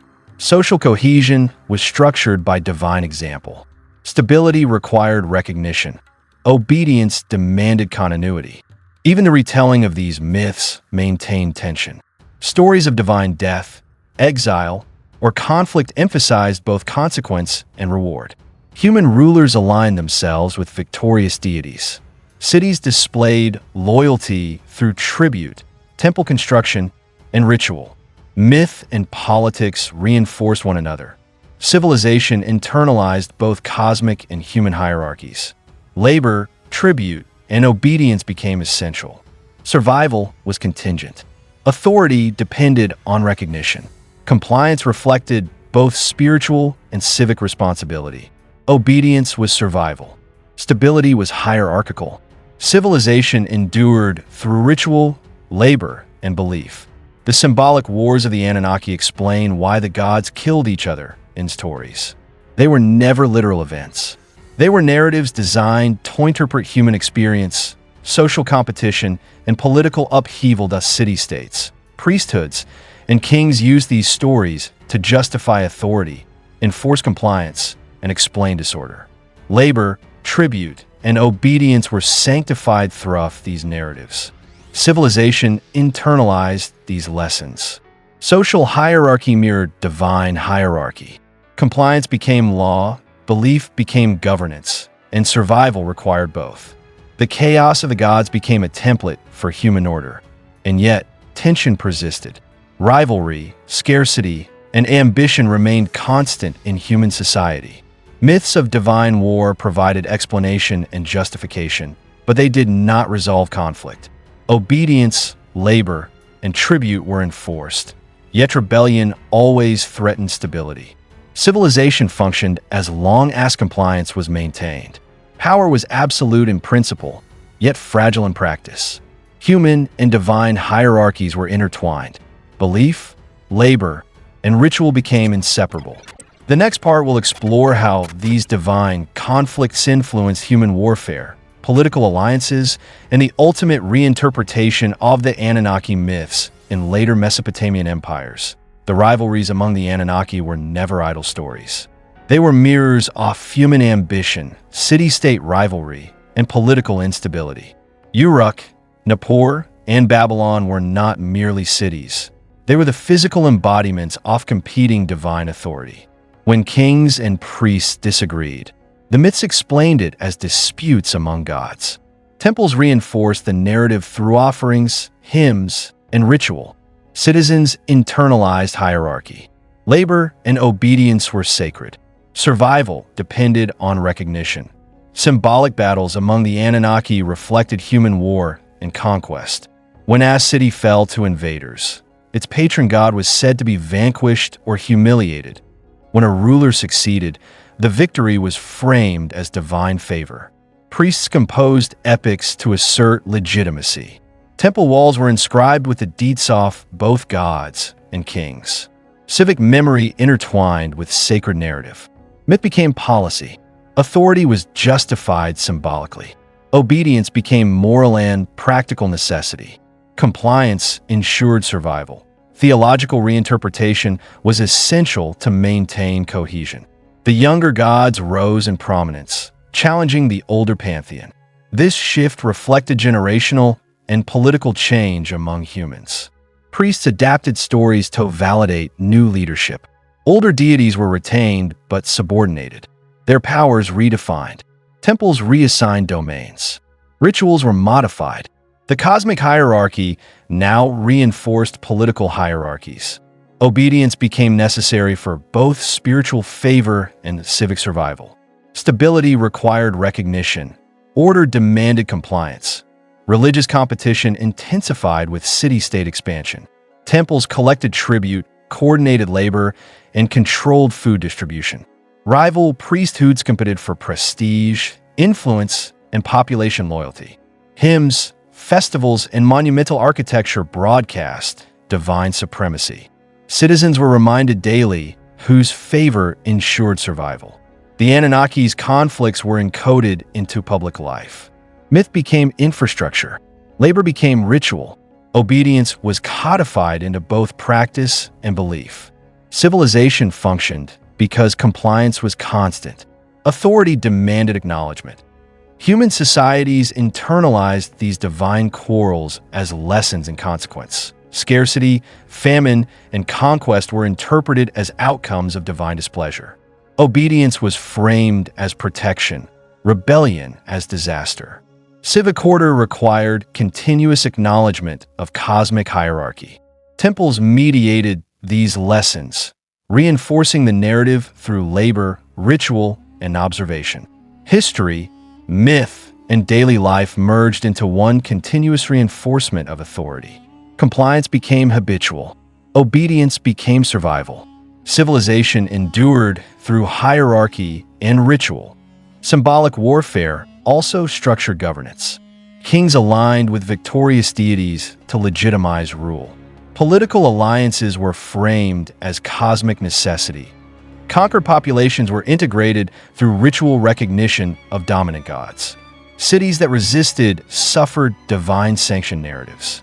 Labor, tribute, and civic duties were justified as sacred obligations. Myth validated governance. Religion enforced compliance. Authority was both spiritual and practical. Survival required recognition of both human and divine hierarchy. Obedience was essential. Order demanded vigilance. The consequences of divine conflict were deeply cultural. Myths preserve collective memory of rivalry, conquest, and subjugation. They informed law, ritual, and social expectation. Temples held archives recording both myth and political decree. Civic identity was linked to the patron deity of the city-state. Labor and tribute became intertwined with belief. Religious festivals reinforced social hierarchy. Civilization internalized cosmic lessons in obedience, compliance, and authority. Hierarchy became a living system. Compliance ensured continuity. Survival depended on recognition of order. Even as the myths evolved, tension persisted. Older gods were never fully erased, and their followers maintained local traditions.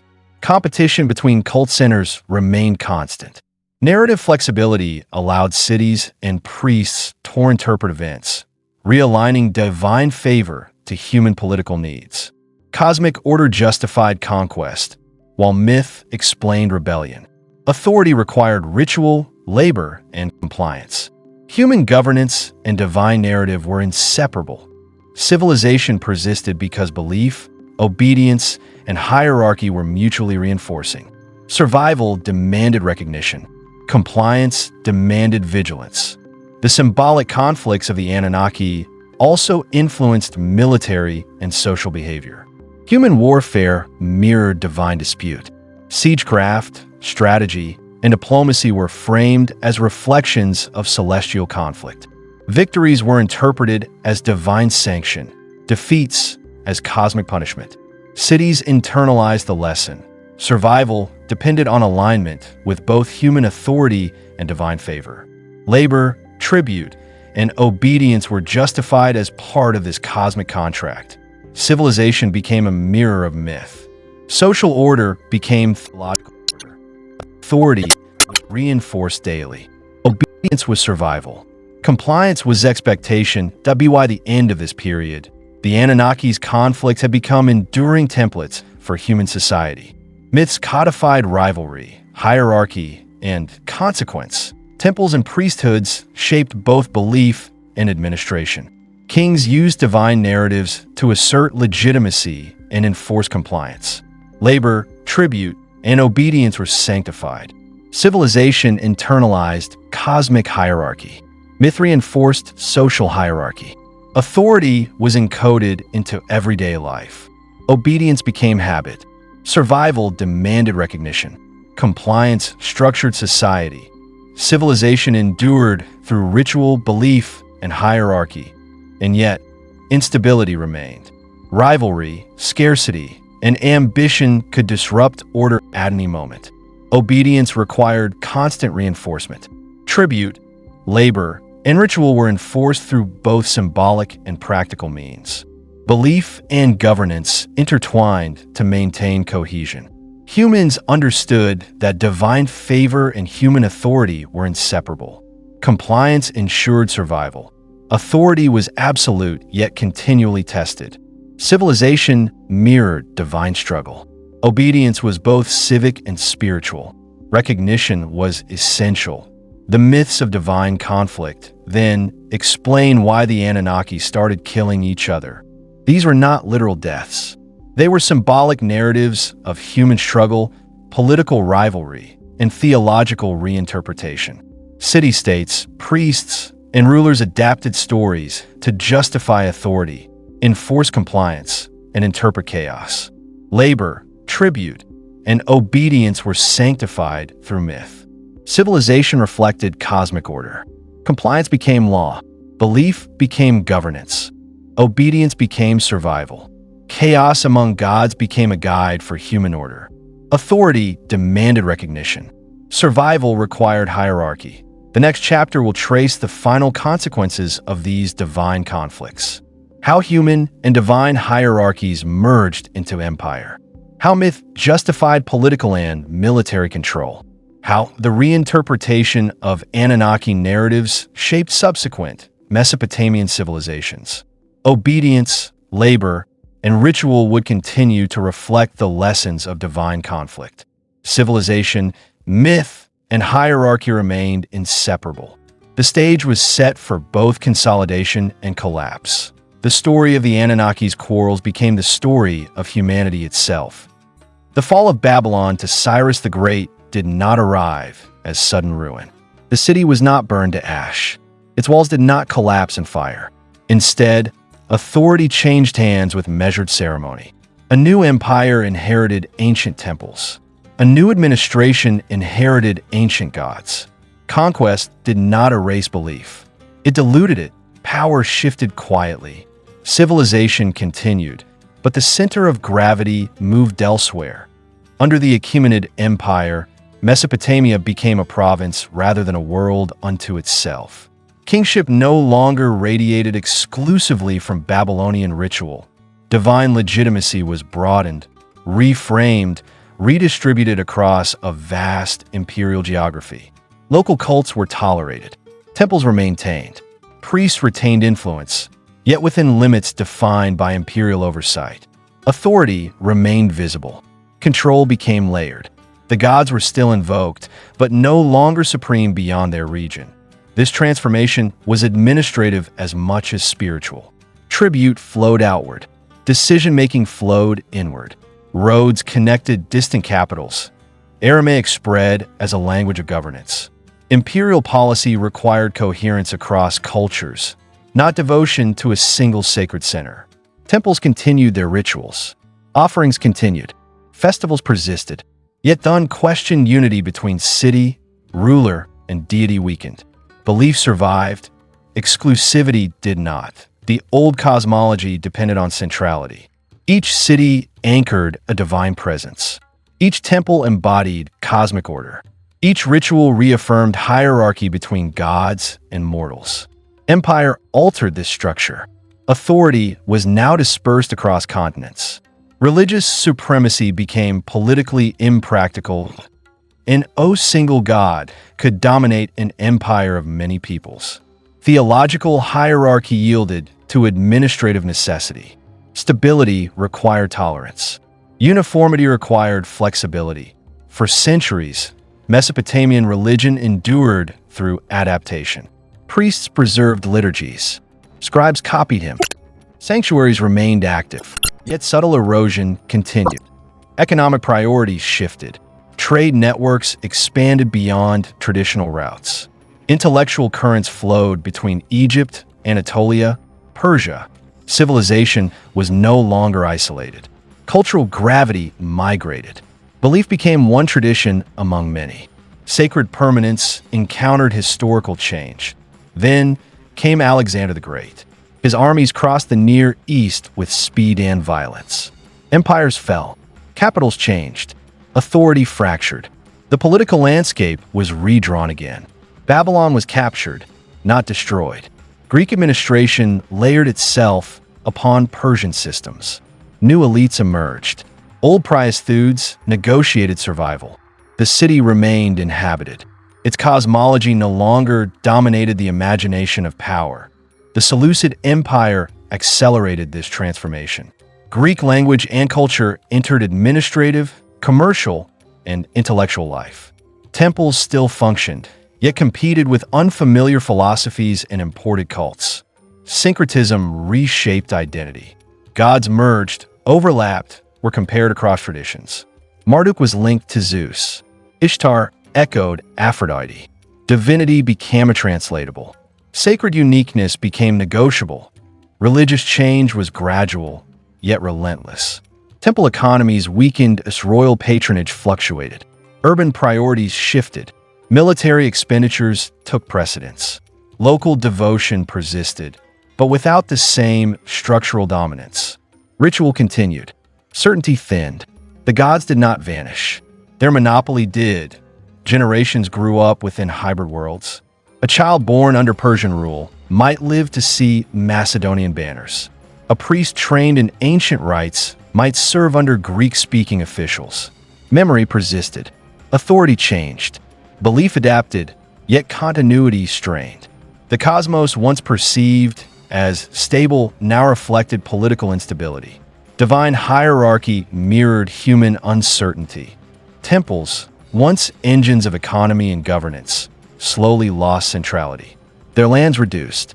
Their revenues contested. Their authority symbolic rather than absolute. Priests continued ceremonies that had defined civilization for millennia. Fewer listened with the same conviction. Fewer depended exclusively on their mediation. Ritual endured. Influence narrowed. The damage was not violent collapse. It was attrition. Cultural authority faded as competing systems expanded. Philosophical inquiry challenged mythic explanation. Empires required practical administration over cosmic narrative. The gods remained present in stone and inscription. Their power depended increasingly on tradition rather than necessity. Even language carried this shift. Cuneiform, once the instrument of divine memory, declined beside alphabetic scripts. Fewer scribes mastered its complexity. Fewer archives were maintained. Knowledge narrowed to specialists. Sacred texts survived through effort rather than momentum. Civilization remembered, yet no longer revolved around them. Belief did not die in a single moment. It thinned across centuries. Each adaptation preserved continuity while conceding ground. Each political transition altered the framework of legitimacy. The gods of Mesopotamia were neither disproven nor overthrown. They were gradually displaced from the center of lived power. Permanent change emerged from this slow erosion. Religion became heritage rather than infrastructure. Temples became monuments rather than administrative cores. Divine authority became symbolic rather than structuring. Civilization reorganized around imperial systems, trade, law, and philosophy. Sacred cosmology yielded to historical pluralism.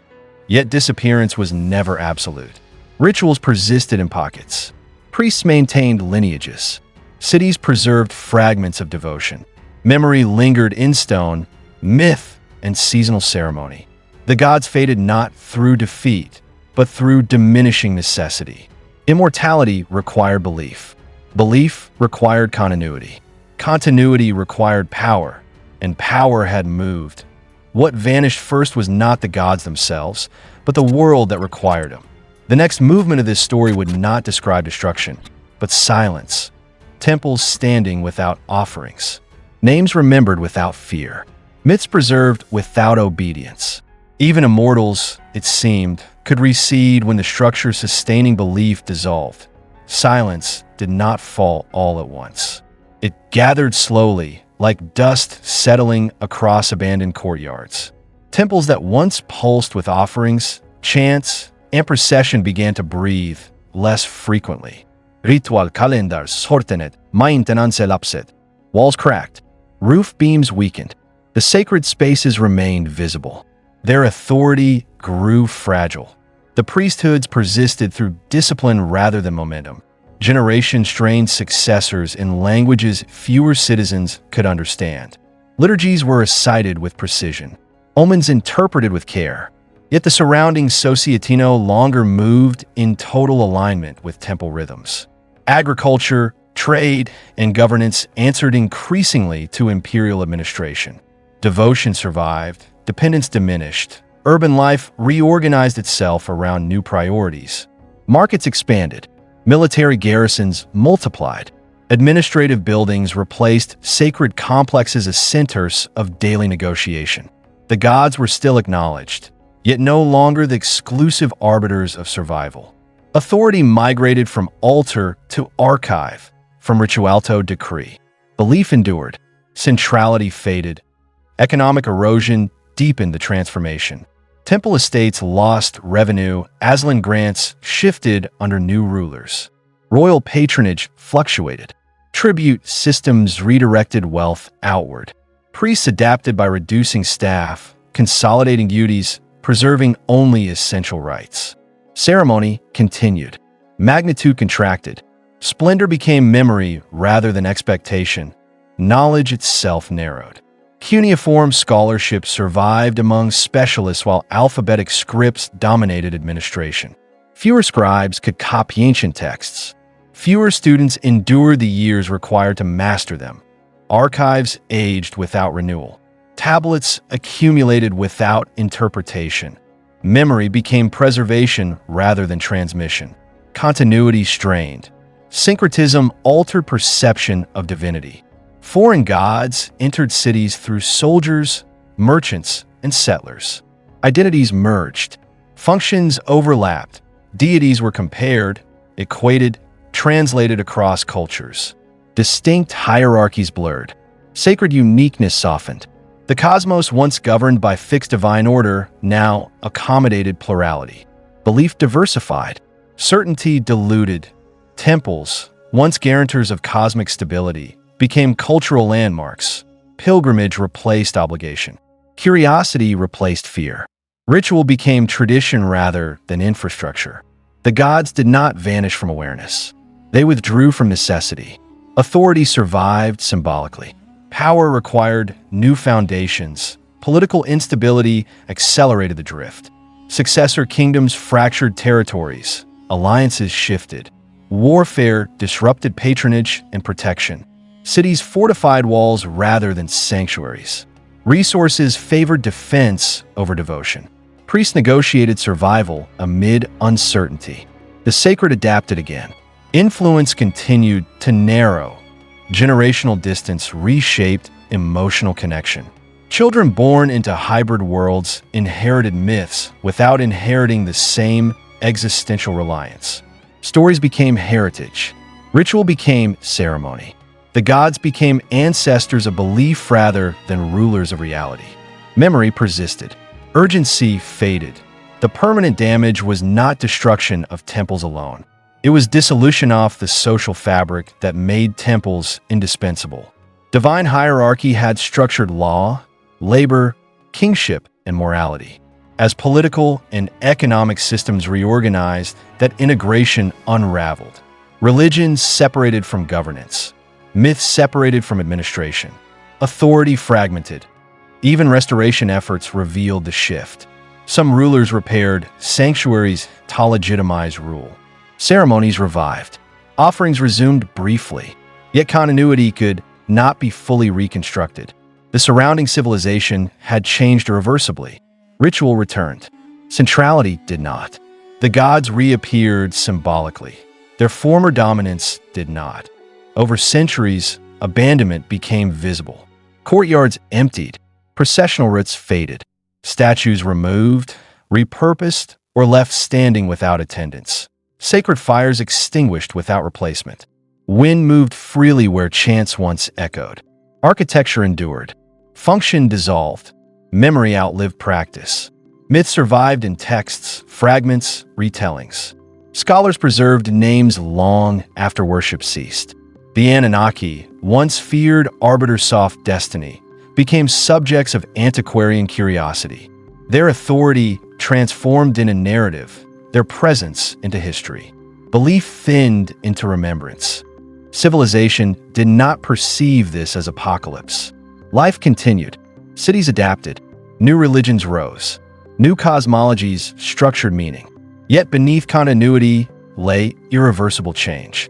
A world once animated by living gods had transitioned into one guided by evolving traditions. Immortality yielded to memory. What disappeared, ultimately, was not divinity itself, but its living framework. Gods require temples. Temples require societies. Societies require belief woven into survival.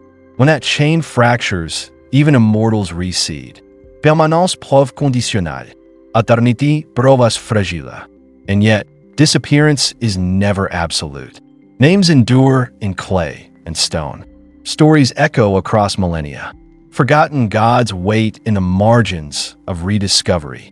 The Anunnaki did not die. They faded into history, where belief becomes study, reverence becomes interpretation, and immortality becomes memory. The next chapter will not ask where the gods went. It will ask what their disappearance reveals about humanity, power, and the fragile architectures of belief.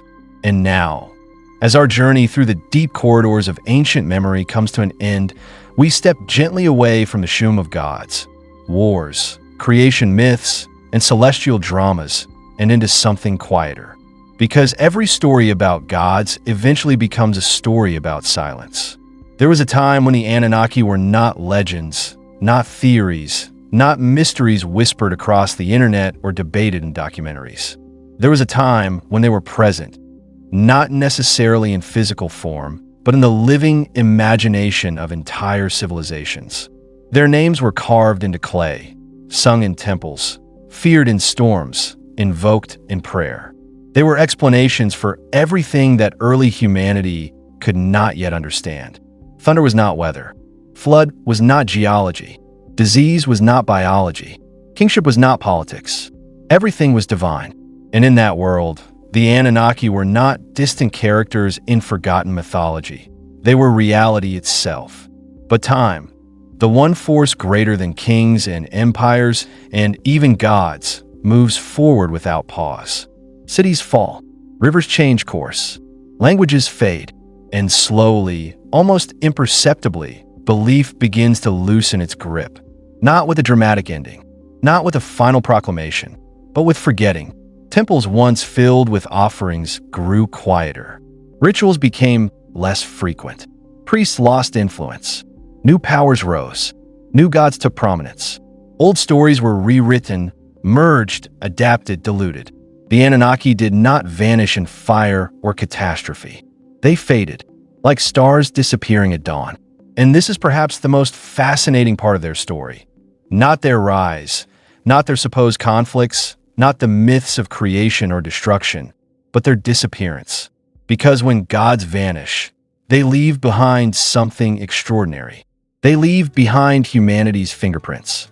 Myths do not emerge from nowhere.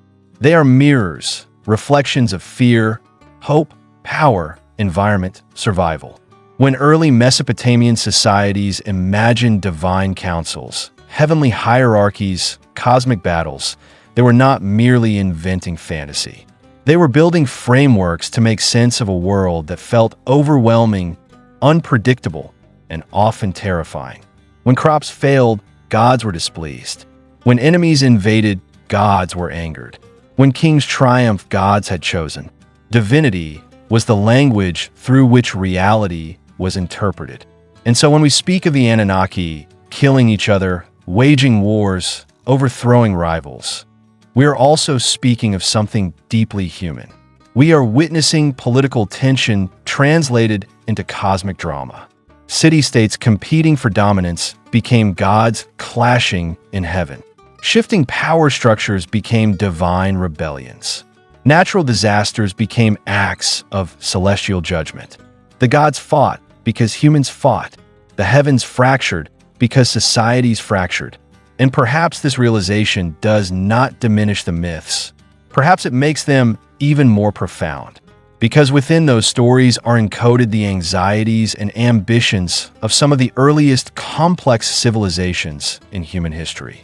Fear of chaos, fear of nature, fear of instability, hope for order, hope for protection, hope for meaning. Even today, thousands of years later, we are not so different. We still search for patterns. We still ask why. We still struggle with forces larger than ourselves. Only the language has changed. Science now explains what myth once held. Meteorology replaces storm gods. Geology replaces flood myths. Biology replaces divine punishment. Yet the emotional landscape, wonder, curiosity, dread, longing, remains remarkably similar. We have new answers, but the same questions. And this is why ancient mythologies continue to captivate us. Not because we literally believe the gods still walk among us, but because these stories speak to something timeless. They reveal how humans, standing at the dawn of recorded history, grappled with existence itself. Who are we? Why are we here? Why is the world the way it is? The Anunnaki were one set of answers. Powerful answers, poetic answers, terrifying answers, but answers shaped by the knowledge and limitations of their time. As centuries passed, new civilizations layered new interpretations over old foundations. The gods of Mesopotamia influenced neighboring cultures. Themes migrated, stories evolved, deities merged, transformed, or were replaced.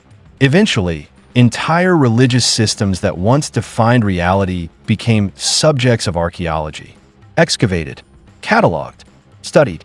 What was once sacred became historical, and yet nothing truly disappears. Because the Anunnaki did not die when temples emptied. They changed form. They became literature. They became symbolism. They became curiosity. They became mystery. They survived in fragments of clay tablets, in academic studies, in speculative theories, in popular culture, in documentaries like the one you have just experienced.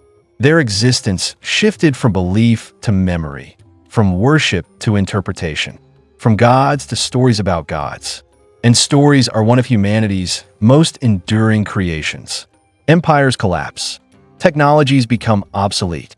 Languages vanish. But stories travel across generations, across cultures, across millennia. They adapt, reinterpret, resurface in new contexts. They are retold not because they are always factually true, but because they remain emotionally and intellectually meaningful. They connect us to the minds of those who lived long before us. People who feared storms, loved their cities, prayed for survival, and looked at the same sky we see today. Different world, same humanity. There is something deeply humbling in this continuity. We often imagine ancient civilizations as distant, alien, fundamentally unlike us. But when we listen closely to their myths, we hear familiar echoes, concerns about order and chaos, justice and power, life and death. The Anunnaki may be ancient, but the human impulses that shape their stories are unmistakably recognizable. And perhaps this is the quiet truth hidden beneath the grandeur of gods. Myths are not just about deities. They are about us. About how humans attempt to understand uncertainty. About how societies justify authority. About how imagination fills the gaps where knowledge has not yet reached. The Anunnaki are part of a much larger human tradition. The creation of narratives that give structure to a mysterious world. In remembering them, we are also remembering ourselves. Our ancestors' fears. Our ancestors' creativity. Our ancestors' search for meaning. And as we conclude, there is a certain stillness in reflecting on what it means for gods to fade. Not as a tragedy, but as a transformation. Belief systems evolve because knowledge evolves. Interpretations change because societies change. What once required divine explanation now invites scientific inquiry. Yet wonder remains. Mystery remains.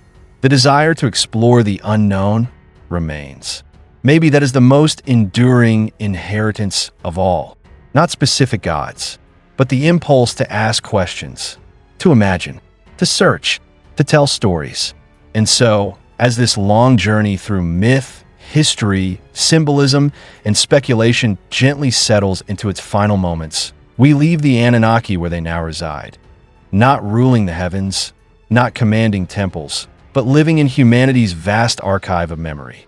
They are echoes now, but echoes can still be heard. If we listen, if we remain curious, if we continue to explore the deep past with open minds and thoughtful reflection. Because history, whether written in stone, clay, or story, is never truly about what is gone. It is about understanding the paths that led to where we stand today. And before we part, I want to speak to you not as a narrator, but as a fellow traveler through time. When we explore ancient myths like the Anunnaki, We are not just studying old gods or mysterious legends. We are peering into the earliest attempts of humanity to explain existence itself, to understand fear, power, nature, destiny, and the fragile place of human life in a vast and unpredictable universe. For me, these stories are more than entertainment or curiosity. They are reminders. Reminders that long before modern science, technology, and global communication, humans were already asking profound questions, already imagining cosmic origins, already wrestling with uncertainty, already creating meaning from mystery. There is something beautiful in that continuity, something deeply human. And if this journey has sparked your curiosity, if it has given you moments of wonder, reflection, or quiet fascination, then I invite you to continue exploring with us. If you enjoyed this video, please consider liking it. It truly helps the channel grow and allows more people to discover these stories. And if you love diving into the deep past, ancient civilizations, lost worlds, forgotten cultures, and the mysteries that shaped humanity, I would be honored if you subscribe to the channel. Past Picture. Your support is what makes these long, immersive journeys possible. Thank you for spending your time here. Thank you for your curiosity. And as the echoes of forgotten gods fade into silence, may your mind rest, may your thoughts wander gently, and may history continue to whisper its stories to you. Good night, and until our next journey through the past.